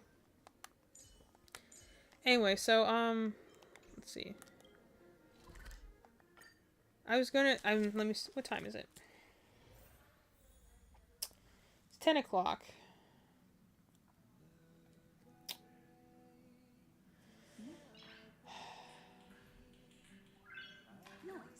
You see, Trailblazer, who are like her like a idol thing is her playing games on her phone. Like the Trailblazer is very into video games. So I was like, do you hear like the vocal theme in the background? This is just the vocal theme for the the car of the Astral Express. I think that's pretty cool.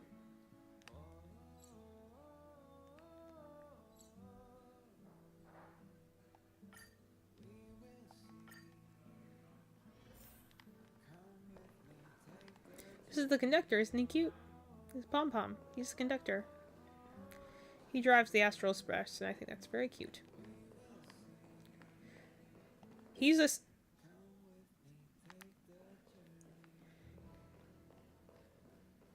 like, he's essentially like your equivalent to like Paimon, where he talks in the third person, and he is like giving you exposition a lot of the time, but again, since he's on the train half the time, if you find him annoying, like, you don't have to talk to him in every conversation.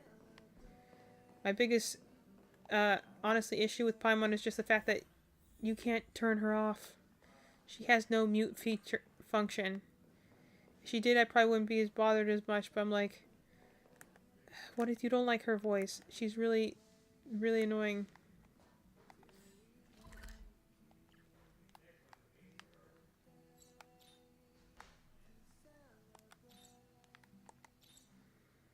Where's the place I'm trying to go?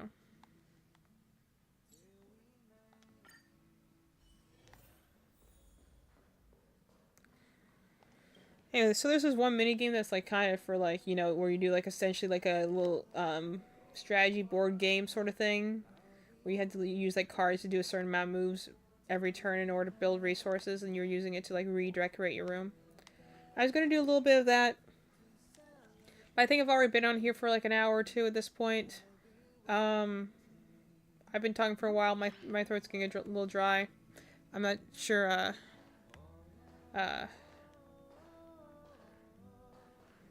I'm not sure if anyone wants to watch me essentially do like what's essentially like a research management board game, or not. So I might leave that for later. Maybe I'll just do that myself a little later. But anyway, so I hope people enjoyed this today. I had fun. I needed to do this today. I know I need to work on some other stuff, and like I said, there's videos and things I want to watch as well. I would love to do reaction things too. But I just wanted to play this today. I did draw on Genshin Impact, and I was very happy I was able to get Zhongli. And I'll have to go and check out my Genshin account later and see that I have the stuff to upgrade him. And obviously I'll log in tomorrow, see if I can get a little bit more resources, and see if I can try and get a second, first merge of Nouvellette. That'd be nice. But, this was fun. I enjoyed it. I'm kind of tired now. It's been a long week. But I hope everyone's enjoyed it. I don't know if this was enjoyable to anyone. I don't know if anyone likes watching me play gacha games or not, but, if you do, let me know. If you don't, also let me know, because then I'll just keep this for a me off-stream game.